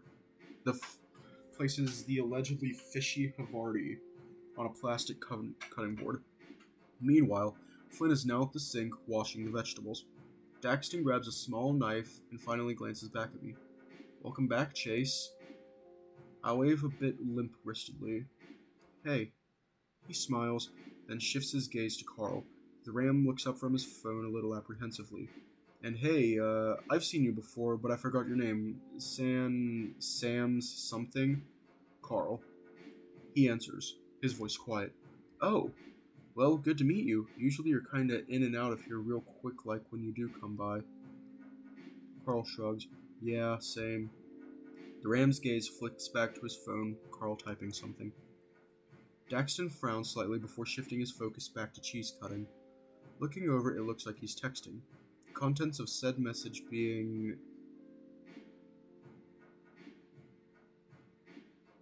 Hey, Carl. Flynn looks over his shoulder, scrubbing out what looks like a cucumber. You got your outfit picked out for the interview on Saturday? Yup. Wait, what? Carl, you have a job interview? Yup. I find myself smiling a bit. Carl didn't tell me about this at all. I'm surprised he didn't mention it earlier. That's great! Where at? Carl stops typing, his lips pulling a bit tighter around the edges of his muzzle. It's in Peyton. Peyton Print and Design. I'd be like printing copies and making people posters. Oh, the print shop by the mall? I know of it. What do they pay? Minimum wage. Not that it matters, though. Daxton looks slightly confused. I turn to him. Carl's parents are pretty well off. Flynn stops what he's doing, going to the fridge and taking out a box of strawberry popsicles. He drops it down on the counter beside Daxton, the salamander startling him some, looking to Flynn, then at the box. Flynn points to the Hen's ice cream label above a logo of weather vane with a chicken on it. Carl's parents' company. Daxton lets out an astonished huff, looking for some sign of fib on Flynn's muzzle. No way. Way. I'm the ice cream boy. Daxton blinks, seeming to look at Carl in a new light. That's really cool. Carl looks sidelong, then back to Daxton. Glad you think so, I guess. Flynn takes the popsicles back to the freezer, returning to his station at the sink. Just make sure the clothes you got all fucking fit right. Can't remember the last time I saw you dressed up. It fits, dude. Parents drag me to all sorts of black tie event stuff where I have to stand around and lie about my career goals. You haven't done that in ages. I went to the charity gala thing 2 years ago. You mean 20 pounds ago. Most of it's muscle. I'm not calling you fat, lard ass. I'm saying that when it comes time for the interview and you come in with a hoodie and cargo pants, they're gonna think you don't give a fuck. I mean, I kinda don't, you know? Oh, the fuck you don't. You really looking forward to disappointing the shit out of your folks again? They're used to it. Jesus fucking Christ. Daxton and I exchange an awkward glance. I'm half tempted to follow Carl's lead and start pretend texting. You worked at the freight warehouse for years and were miserable. Can't blame me for not... You worked at the freight warehouse for years and were miserable. Can't blame me for not looking forward to the same sort of thing. Carl feigns a raspy chuckle. though by the jittering of his hooves against the bar stool, it's apparent he's tense. And now I have my own house. I see his slitted gaze shift briefly to Daxton, who looks like he's concentrating very hard on cheese cutting. Mostly. And print and design, that's basically working with all the same computer shit you do for your art crap. Seeming to note an opportunity to diffuse, Daxton chimes in. You're an artist, Carl? Shit, by the loosest definition of the term, I guess. Flynn just rubs his temple some, shifting his attention back to cooking. He places the freshly washed vegetables into a metal pot on the stove, with one of those steamer lid things on top. What kind of art? You, don't seem like the oil-based pastoral type. Carl blinks. I hear Flynn grunt derisively, the clicking of the stovetop audible as he turns the nozzle for the gas. His heavy tail flicks behind him, lightly slapping the floor. I realize he's trying to get my attention, his eyes meeting mine, then moving to Daxton, and finally flicking to a textbook by the dishwasher. Art History 101, Historical Perspectives and Fundamentals. Glancing back, I think I see the corner of Flynn's mouth twitch up at me before he turns back around to his pot of veggies. It's still kind of weird seeing Flynn in a work outfit all the time. In high school, he was more of a jeans and jacket type of guy. A southwestern rockabilly who didn't like rock and roll. His work slacks are pretty baggy and definitely hide the definition of his legs. Flynn's got a V-shaped physique through and through, narrow calves but thicker thighs and a sizable rump. When he bends forward a little, I can see the outline of it all. The lewd side of my mind is starting to wonder if he's doing it on purpose. But why would he, after what he said this morning? Pastorals, not very good at backgrounds or anything. Portraiture, then? Very snazzy stuff, that. The salamander smiles at Carl, showing his rounded cheeks. Carl just looks at him confused. I decide now's a good time to interject and spare Carl from Daxton's entry-level college art class inquiries. Carl draws pop culture character stuff mainly, I think. I haven't really checked out his portfolio profile in a while. Superheroes, comics, that sort of thing. It's really good stuff. It's not. He pauses, shifting his phone in his paws akin to rolling putty. Since superhero movies became really popular, everyone draws that stuff now. Most better than me. It's kind of a dead-end style, I guess. Can't make any money from anything I make. Carl sounds more like he's quoting something rather than stating an actual opinion. Daxton raises a brow, nodding in acknowledgement. There's a pause, the only sound the bubbling of boiling water, and Daxton's knife hitting the plastic cutting board. Well, not if you draw them with their clothes off.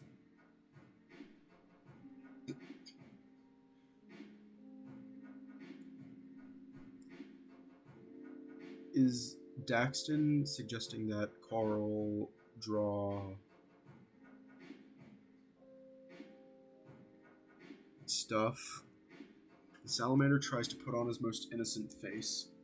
That lasts for about 3 seconds before breaking into a wry smile at Carl's groaning, the ram taking a long swig from his beer. He's grinning too now, though. Everyone online tells me that, but I don't know, man. Every time I try to draw Chaos Wolverina's tits, they just look like big-ass furry eyes stuck to her chest.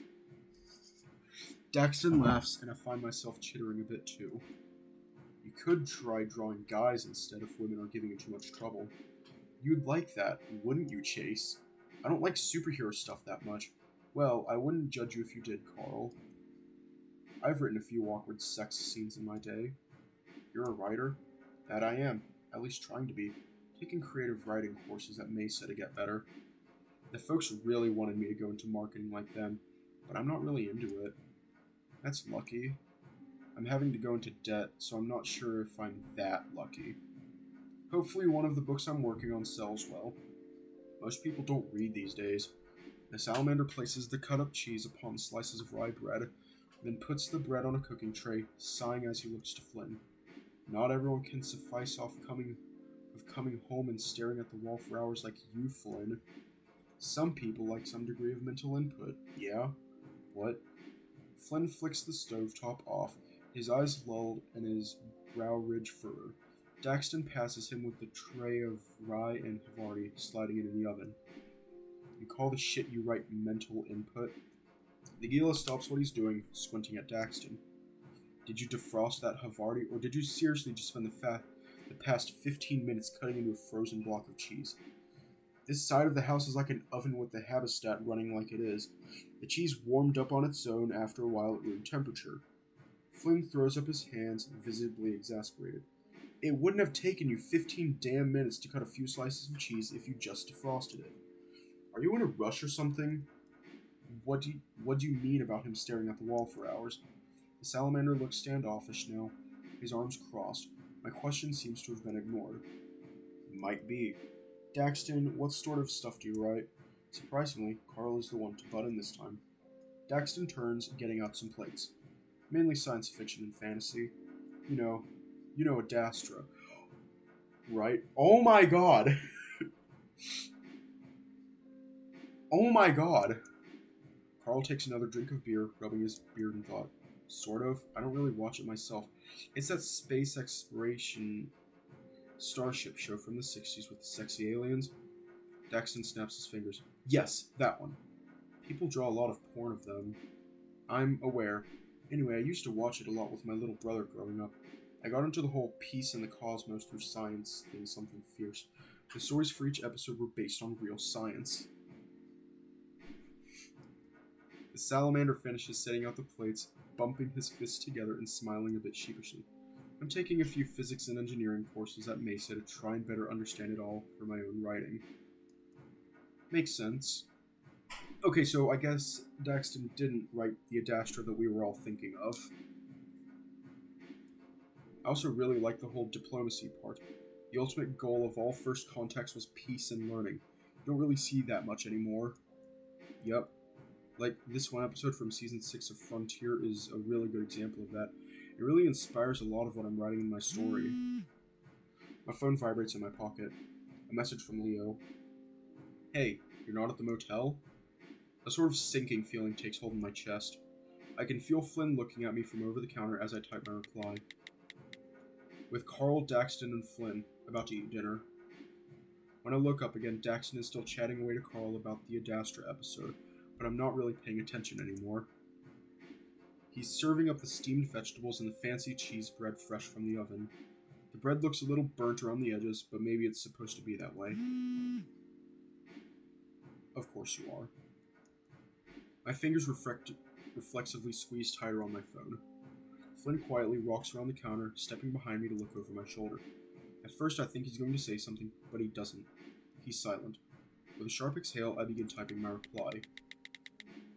We can all hang out tomorrow. Found some interesting stuff for my project at City Hall. Flynn makes a noise, though I can't really tell whether it's of encouragement or disapproval. Need to talk to you one-on-one, I reply. What about? Leo responds almost instantly. You know exactly what. At this point, I realize Carl's looking over my screen as well. I'd call him and Flint both out for being rude were this any other time. Daxton, meanwhile, just looks at us all with a concerned expression on his face. What's up? Don't worry about it. Carl and Flint both look at me expectantly as my thumb hovers over the reply button. Should I even respond at this point? I have no clue how he could have found out about Flynn and I, if that truly is what he means. Leo's never really been good at getting his point across through text. He failed many in English class growing up. He always preferred to talk face to face, so maybe if I could be convincing enough in person, he won't be so worried. Or maybe I should just tell the fucking truth. I hate this. I'm not even sure I did anything really wrong, but I can't help but feel like garbage. And now my pseudo-infidelity lying game is becoming a spectacle. I decided I might as well respond with at least a somewhat true response now. No? I shove my phone back in my pocket and Flynn steps back. This is so fucking stupid. Carl just looks at Flynn with a flat expression. What? Carl shrugs. Like I said to Chase earlier, man, I won't say anything. Daxton quietly chews on his very crunchy cheese bread, looking at us from the other side of the counter. Drama? Yup. He moves from my side back over around the kitchen island, grabbing his plate of food and taking a big mouthful of broccoli. Y'all want to watch some Adastra? The salamander smiles awkwardly, gesturing to the small living room area. I'm down. Carl holds up his bottle of beer before taking a swig. Chase? Flynn? I sigh. Usually TV is a bit too passive for me when I'm trying to get my mind off stuff. Most often, I turn to video games instead. Still, Daxton seems pretty passionate about all this. I guess it can't hurt. Sure. All I've ever seen of it are a few of the movies, I think. Oh, which ones? The ones with all the lens flare and chrome. Daxton looks back as if a bad taste just settled on his palate. Ugh. The Tommy brothers directed those ones. They tried way too hard to be edgy and action-packed, completely ignored proper characterization. Like Lieutenant Gamokra firing the plasma emitter at the Forbesian ambassador, she's completely non-violent in the original series. She took a vow of peaceful resolution following the violent cascade that destroyed her homeworld in the first season. But the writers just thought it would look cool for the trailers if they showed her disintegrating a guy while screaming her head off. I really like the thought of provoking philosophical stuff, but not the protagonist running around killing people. Daxton huffs, rubbing his fist against a smooth brow. I'm not sure exactly how to respond. Yeah, that's pretty not great when that stuff happens. I like the space battles, though. Of course, they were made to appeal to a casual audience. I blink. Daxton quickly holds up his hands, his eyes widening. Oh, I didn't mean that as an insult or anything. No offense taken. I offer him a reassuring nod, taking a bite of the steamed veggies. They certainly taste fresh. Flynn must have gotten these in Peyton. Daxton's stuck having to deal with us filthy casuals tonight. Again, sorry, that's not what I meant. No, I know what you mean. You dig it because you grew up with the original shit, and you have all sorts of fuzzy feelings about it. The wolf from the game is fuzzy. I'm actually kind of surprised to hear Flynn chime in. Yeah, I mean, looking back, the original series is pretty dumb and cheesy. But it wasn't for you when you were a kid, or the tit-dirts who watched it back in the 60s. Yeah, dude, back when we were kids, Leo's dad would get us all a bunch of random VHS tapes from the thrift shop in Colville every now and then. Like, really dumb kung fu movies, or straight-to-video slasher flicks. Didn't even matter if they were R-rated. Sometimes on summer nights we'd gather at Leo's place and watch a bunch of them until almost morning. They were all terrible. It was great. I found myself smiling a bit. I'd almost forgotten about all that. Oh geez. Flynn would always get super into them. He would yell at the screen every time the characters did something stupid. Carl chuckles into his paw, grinning toothily at the Gila. Oh man, you'd get so butthurt, you'd start stomping around and slamming Leo's cabinets until you got in trouble. Flynn looks off to the side. If lizards could blush, I'm almost certain he'd be doing so now. Whenever there was someone with a gun on screen, they never had any trigger discipline. They completely held their guns wrong. And every time, every movie, someone was being chased by some killer or whatever, they completely forgot how to run. Oh yeah, you kept count of how many times everyone tripped. You had a little notepad with your trip tally. Daxton looks absolutely tickled by this revelation about Flynn. That sounds hilarious. I wish I had friends like you guys growing up so I could do that sort of thing. Flynn waves dismissively. It was alright. I remember we could never do it when TJ was around. Satanic propaganda and all that, right? He would have been fine with it if we eased him into it. We could start him off with Bloodfire Babes of Babylon. Carl nodded sagely, sipping at the last bit of his beer before getting up to retrieve another from the fridge. So Flynn, you wanna... Yeah, maybe. Daxton looks pretty elated, the amphibian's slightly chubby cheeks puffed out some as he grins. I know of some really good schlocky episodes from the first few seasons of the original series. I'll put those on. Sounds good, dude. Daxton sets his plate down, fast walking to the TV in the living room. After a moment, Carl looks over at me. Nerd alert. Flynn goes to slide his now empty plate into the sink, slapping Carl on the back of his head as he passes. Fucking rich coming from your neckbeard ass. Hey! I mean it endearingly. Across the room, Daxton waves at us. Oh my god! Oh my fucking god.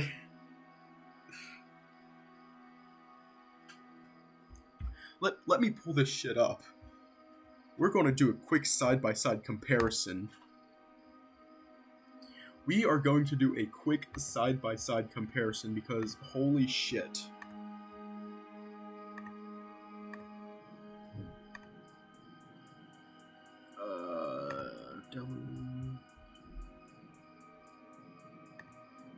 Issue 17 game images.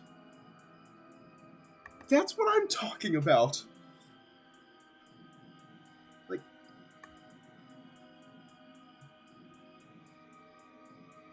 there it is. See what I mean? Like, let me zoom out a bit. The resemblance is uncanny.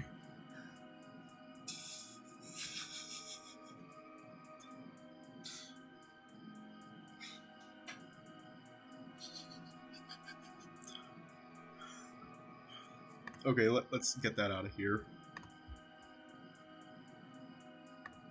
Hey, I think I got it. The internet is kind of slow out here because it's satellite, but it suffices. Flynn meanders on over, lounging on a love seat on the left side of the living room. His tall stature results in his legs hanging far over the edge, the lizard scratching his exposed chest with a yawn. He cranes his long neck to look back at me and Carl. You two tits gonna sit all the way back here? Hold on, I'm coming. Carl gives me a little nudge and we follow suit, beers and grass. Looking at Flynn now, I realize that part of me wishes I could go over there and lay beside him.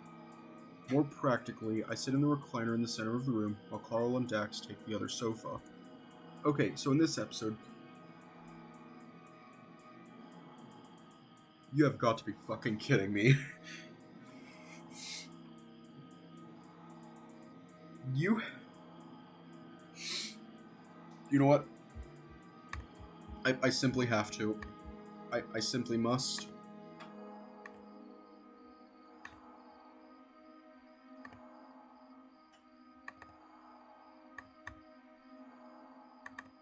I simply have to add this to the little corner over here the entire time that we're doing this.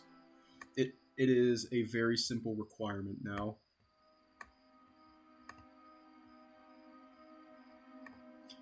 Okay, so in this episode, Captain Amicus lands on our planet in the year 1968. He's looking for technology to stop an uprising in the future, but... Dax, shut up. No spoilers, dude. Alright, fine.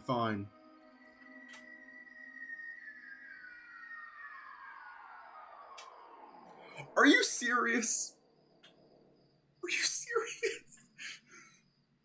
Captain Amicus, the slime women... They're in the engine room. This leaves me no choice, Cadet. Activate self-destruct protocol Baker 19er.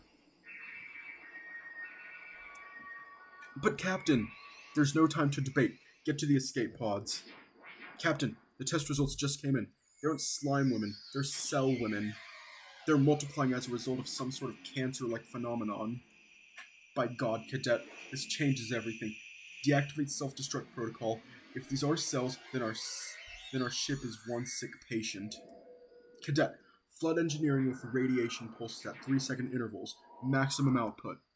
I still don't understand why the cell women have tits. Why are they women in the first place? Or why all the lady officers don't wear pants? Carl takes another glug of his beer, this being his third so far from my count. I said I was going to show you the bad ones, guys.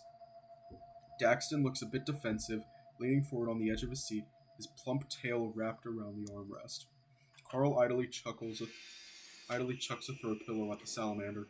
I'm not complaining, dude. He laughs a little and Daxton eases, chucking it back at him with a bit more force. Hold on, I'm gonna reposition the beefcake.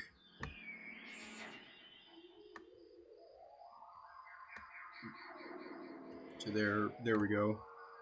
This makes a little more sense. Carl takes the blow like a champ in the regard that he doesn't even react beyond smiling goofily. It's surprising to see Carl comfortable like this around a stranger. I can't help but feel kinda happy he can still come out of the shell every now and then. It's fucking dumb. Why does everyone take this shit seriously? They don't. We certainly aren't. I glance over toward Flynn, who's digging in his pocket for his phone. Taps the unlock button, squinting at the bright screen, the black and orange scales on his face seeming to glow silver and yellow in the light. I find myself leaning forward a little, trying to read the tiny text on the screen. It takes me a moment to realize that Flynn isn't looking at the screen anymore. He's looking at me. He huffs, moving the screen away from my view, beginning to text something. Neferu, cough cough. Is it? No, it's not Leo. Flynn stares at his phone, a sort of expectant expression upon his muzzle. Hey, I don't mean to be all prying and such, but who's Leo? Hold on, let me just...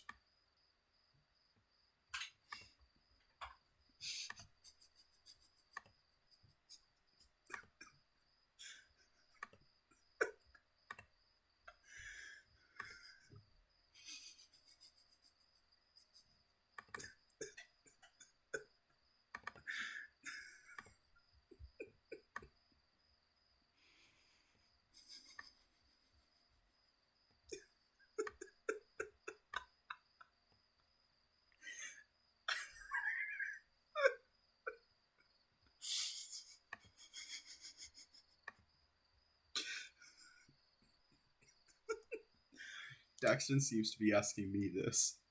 My ex. Flynn glances back for a moment, though says nothing. Oh, Leo's a guy? Yes.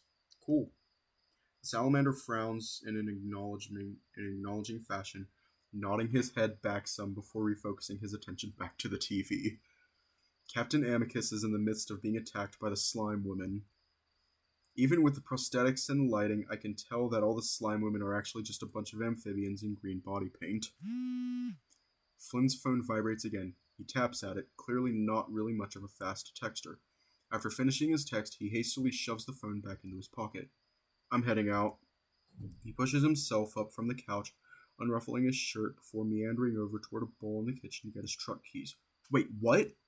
Aw, come on, slithead. Daxton briefly snirks at Carl's turn before seconding. Yeah, this is actually pretty fun. Where are you going? Out. You should get back to the motel before the others start bitching. I feel my face grow hot, my fists starting to clench. Okay, maybe drop the mysterious act, asshole? Flynn just heads off to the front door, swatting his tail against the kitchen island and flicking me off as he exits. Flynn! He's out the door without further comment, and I can hear the chirping sounds from his truck outside as he unlocks it.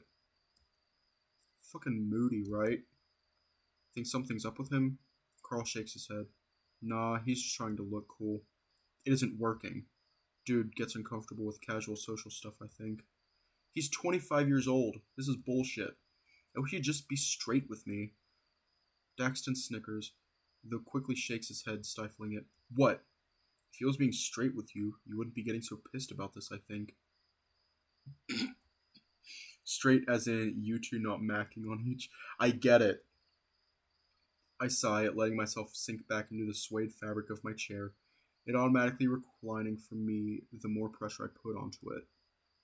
I'm starting to regret Carl finding out about all this. If he didn't know, it wouldn't be so much of a thing. It would have been easier just to pretend it never even happened in the first place, and I wouldn't have to deal with lying to the guy I loved for most of my teenage life. I'm going to hit play again if that's alright. I'm staring at the ceiling now, but I can feel them both looking at me. Go ahead. I'm just going to close my eyes for a little while, okay? Gotcha, dude. We'll wake you up if something cool happens. So we'll wake you in the morning. Gonna get a beer. BRB. Okay,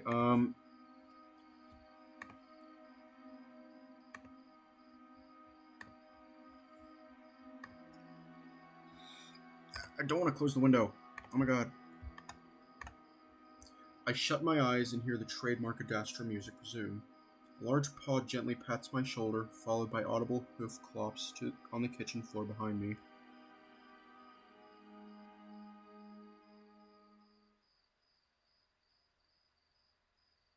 I stare up at the unmoving ceiling fan above me.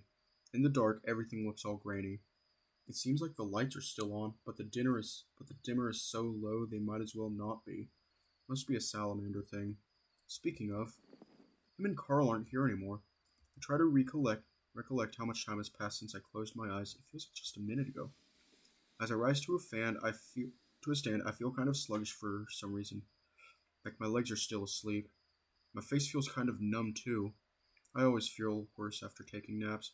I'm not really sure I get the appeal of taking them once a day like my mom does. Moving to the nearby window, I squint at my reflection. Yo, what the fuck? Yo, what the fuck? What the fuck is that?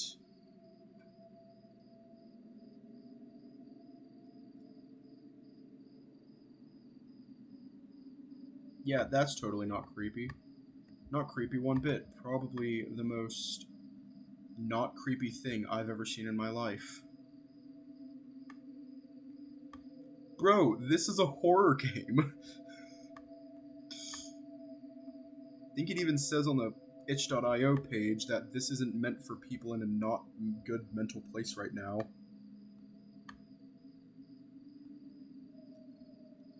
I look like hell. Bro, you're in hell. And who shaved off my goatee? I blink. It's still not there. I'm not that heavy of a sleeper, so I wouldn't have felt someone doing that. I don't think Carl's that cruel, is he? I turn, peering towards Daxton's room. His door is open and his bed is empty.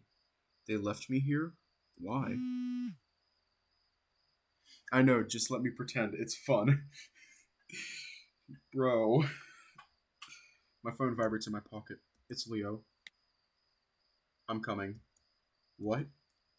I text him back, though I seem to have caught a case of the Flynn. My texting dexterity is awful right now. Everyone left. I think I'm alone at Flynn's now.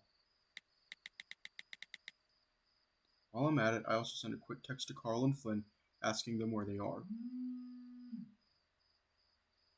A vibrating noise comes from the kitchen after I send Flynn's message. He must have left it when he went out. When I walk in the kitchen, I see the phone propped up against the key bowl on the island countertop that Flynn spotted earlier. Okay, I'm, terrified right now. I am, fucking terrified right now. The screen's brightness illuminates everything around it with a picture of my face. It's low resolution, like he cropped and stretched it himself from one of my social media pictures. The photo's from a class trip I took sophomore year to the cardboard cabins. I'm wearing a hard hat that doesn't fit. The way the phone is propped up, it almost looks like it's on display. Weird place to place it. I shouldn't snoop through his phone, but if he wants to act all mysterious and dismissive, he's not leaving me much choice. Also, someone shaved my goatee off. That warrants enough of an emergency, I guess. I tap the screen and my message appears. I'm asking him where he is and telling him that everyone left. Tabbing back, I see other messages. The rest seem to have been deleted. It's from someone named Ryan. He has no given profile picture. The bar's at 33 South Aloe Way, off of Hankley and Route 93. Hankley and 93? I think that's by the casino near the edge of the reservation.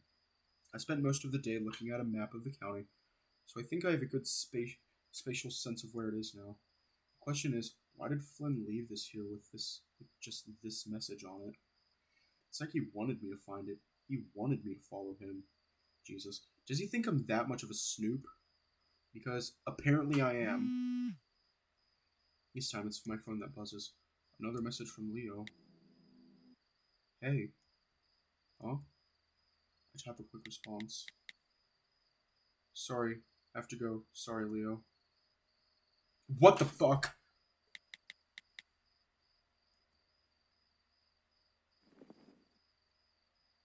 What the fuck? Ah, mother... Okay. Okay, hold up. Hold up. Let me go into the files real quick because I need to get a better look at that.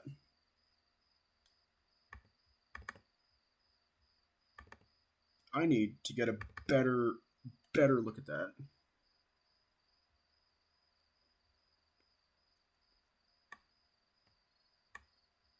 Okay, here we go. Let me just share my display so I can,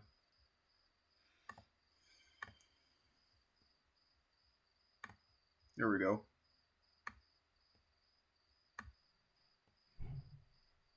I think it would not be, where's it at?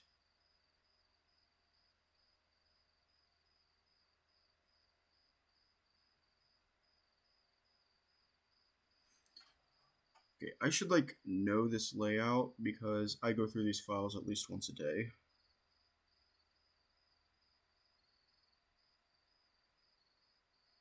Phone.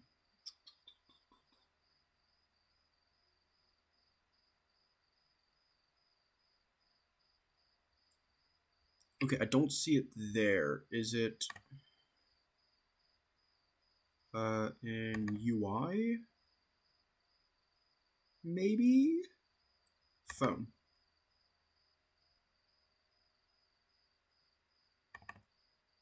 Okay, is this it?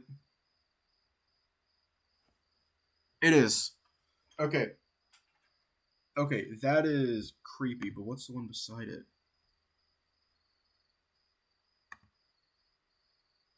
That is creepy. Okay, I want to go through the files some more, but no. So let me just...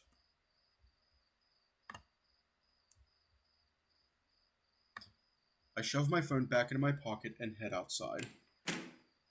It's actually nippy out in comparison to the heat of the day. Sheet clouding covers about half the sky above. There's a tinge of humidity in the air, which is surprising. We usually get less than an inch of rain this time of year. Another text? Leo again. Are you serious? I sigh, putting my phone back and getting my keys out. Okay, this is getting creepy. I'll think of something and apologize later. I don't feel nearly as sluggish as I did before, thankfully. Once inside my car, I put the keys in the ignition, enough to keep the inside lights on while I fiddle with the GPS. 33 South Aloe Way. Got it. It looks like it'll be about a 22-minute drive, according to this thing.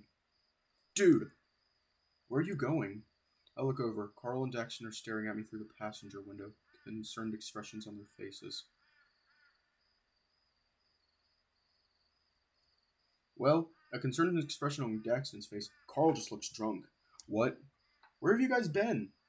With you? Why the hell did you guys shave off my goatee? Dude, are you, like, allergic to Havarti or something? It was actually Gorgonzola. That Havarti Flynn wanted was stretchy. Carl smiles lopsidedly at Daxton. Dastardly. What are you... I reach up to grab my chin, feeling the familiar scruff of dark brown hair upon my paw pads. I feel my heart start to thump heavy in my chest. What the hell? Daxton opens the passenger door. You sure you should be driving? You're kind of wigging out, no offense. I angle the rear view mirror down toward me. Sure enough, there it is on my chin. I'm sorry, I could have sworn that it was missing earlier. Well, you were sleeping. It could have been a nightmare. I read about all this stuff online. It's your subconscious playing out your deepest desires, man.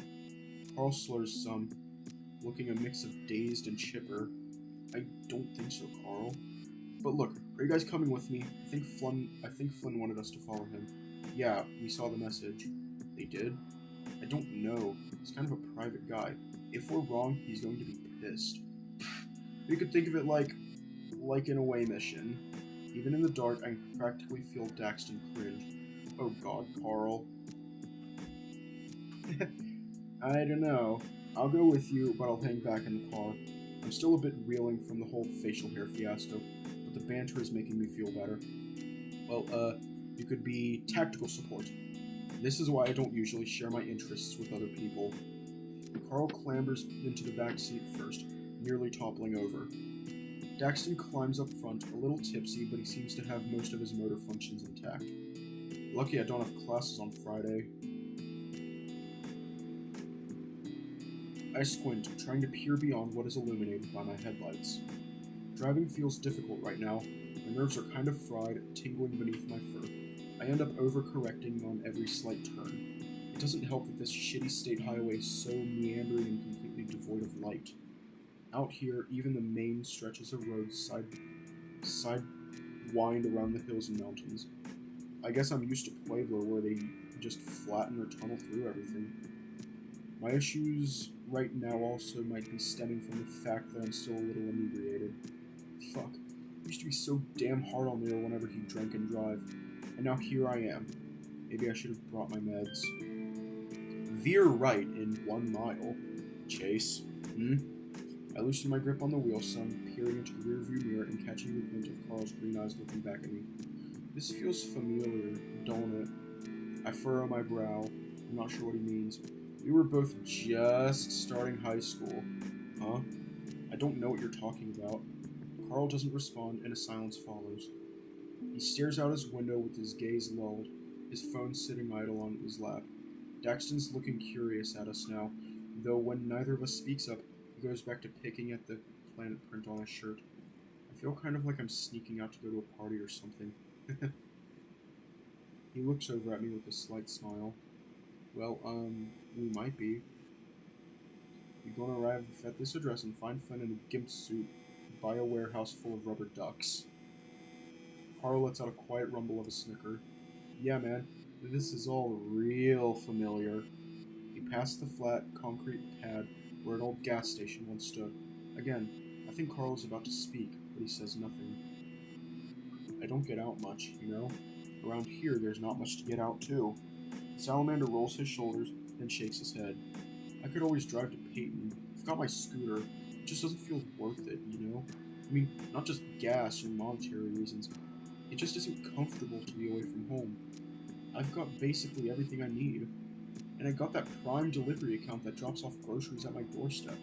It's weird how easy it is to feel like that's normal. I surround myself with TV, books, and video games, and the fact that I'm alone in the middle of the desert doesn't even affect me. You've got Flynn for company, don't you? We keep to our separate sides of the houses usually.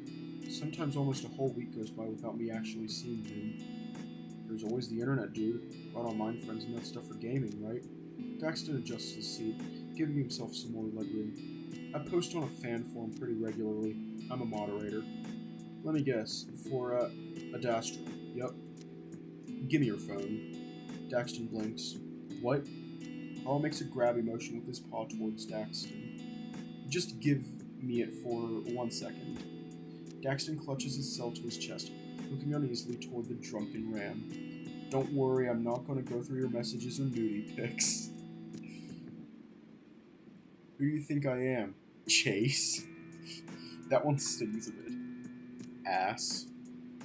Daxton slowly relents, keeping close eye on Carl as he gives him his phone. He taps at it in silence for about 15 seconds before passing it back. There, you got me in your contacts. I also put my username for games and stuff if you ever want to play together on PC. Oh, thanks. Salamander quickly checks the screen before looking back to Carl. I'll send you a message or something when I get home if you ever want a game. Or if I need a hookup with some ice cream. Carl makes a flubbering noise with his mouth. Ice cream boy at your service, dude, man. Ugh, service. Daxton titters some, shaking his head. Was just kidding with that last part. I wouldn't ever do that. I mean, you must get sick of hearing that all the time. Carl shakes his head even after he begins speaking. Nah, I don't like to tell people that shit very often because it's awk, you know? Though I totally will hook you up. I used to do that for Flynn and Leo, but then Flynn went on his whole health food bullshit. And Leo, I don't know, he stopped asking. Veer right. My arms stiffen and I swerve onto the off-ramp with more gusto than I meant. I feel like the others' eyes are on me and I try to act casual. Looks like this is it up ahead. Kind of out in the middle of nowhere, isn't it? This isn't the reservation yet, right? I look toward the horizon. I can just make out the familiar glint of the Blue Diamond Casino past one of the rolling hills. Everything out here is in the middle of nowhere. But no, reservation is on the other side of the casino. Do you guys ever go there? No, I'm not much for gambling. I bet gun skins on ranked matches online sometimes. That place is mainly for really the old people packed in their RVs. Flynn and I were talking about it the other day. Like, they paint the ceilings all blue sky colored, don't display any clocks, and simulate sunlight inside. Trick the seniors into staying longer. That's messed. Capitalism at its finest, dude man. Is that my nickname now? What? Dude man? Sounds like Daxton.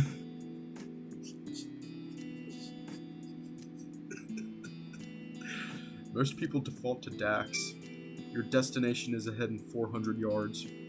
Carl seems like he is about to say something, but quiets as we all see our destination. Oh geez. I turn off the road, the loosely packed gravel seeming to scatter under my tires. We're here. It's a long red building. The exterior is mostly dilapidated, the wood siding falling apart in places. I can see only 2 windows, both of which have colored construction paper blocking the view inside. There's no signage indicating what the hell the name of this place even is. Well, at least none right now.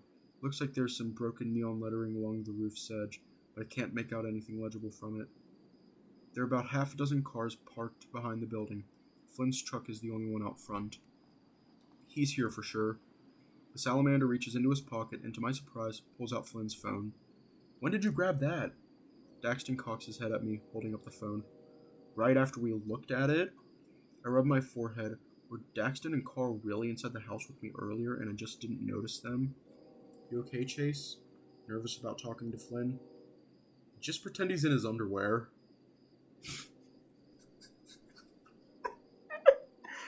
Carl, I fucking love you.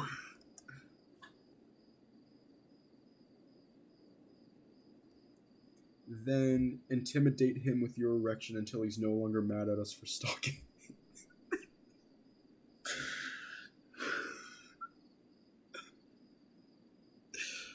The ram nods sagely, giving me a bit of a serene look. I stare back at him. That's how the gays work. I read it on the blog site. He holds up his phone. The one with all the gays. I feel myself smirking a little. I'm fine, guys. Just had a weird nap earlier, still getting my brain unfuzzed. Cool, but, Carl looks back toward the building. I'm still gonna chill here in the car. He clears his throat, sitting more upright. Tactical support. Daxton covers his face with his dark hands. Cadet Hunter and Lieutenant Daxton prepare to beam out. Thanks, Captain Carl. Make sure to, scan for life signs and report any anomalies. Oh, God. Daxton exits the car in embarrassment. Oh no, man. Lieutenant Daxton beamed out too early. His particles are destabilizing. Jesus, I've heard enough of this stuff moderating the roleplay subform. I don't need to hear it IRL. He walks up to one of the front windows, seemingly trying to peer inside through one of the gaps of the construction paper. I open the door, about to head out, when I feel Carl's paw on my shoulder. Hey, man? I blink some, looking back at him. The parking lot light overhead gives his fur sort of orangey appearance, and his eyes look blue. You've been, really quiet tonight. I know I haven't been around you in 2 years, but you're still acting, I don't know, weird from what I remember. Carl, just don't worry, okay? He looks to the building.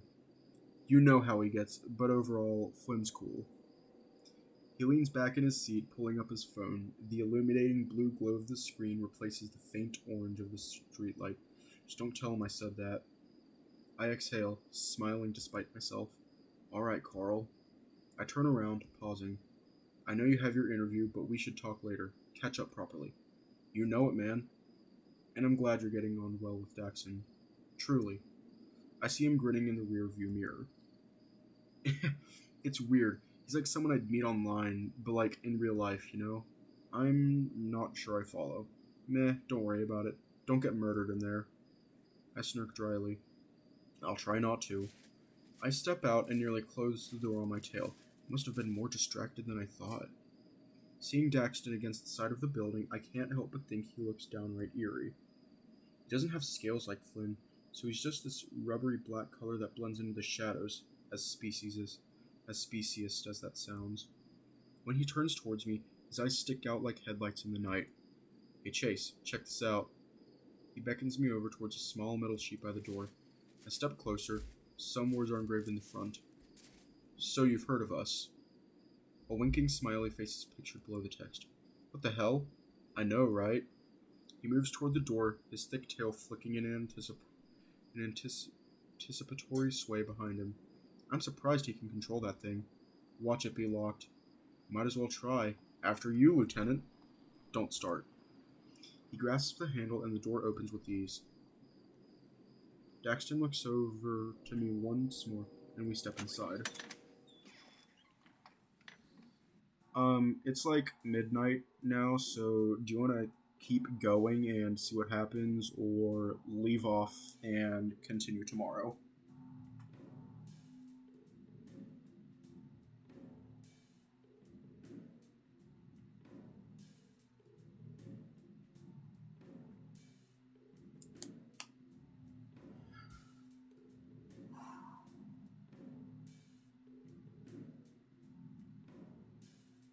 Yeah.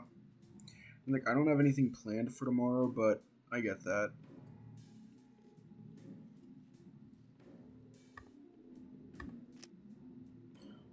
Holy shit. I literally just realized it was April 2nd. Holy shit.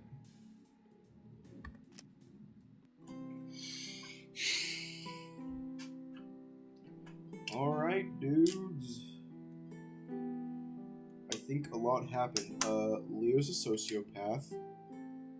He's like confirmed psychopath, and not because he chopped our legs off or something.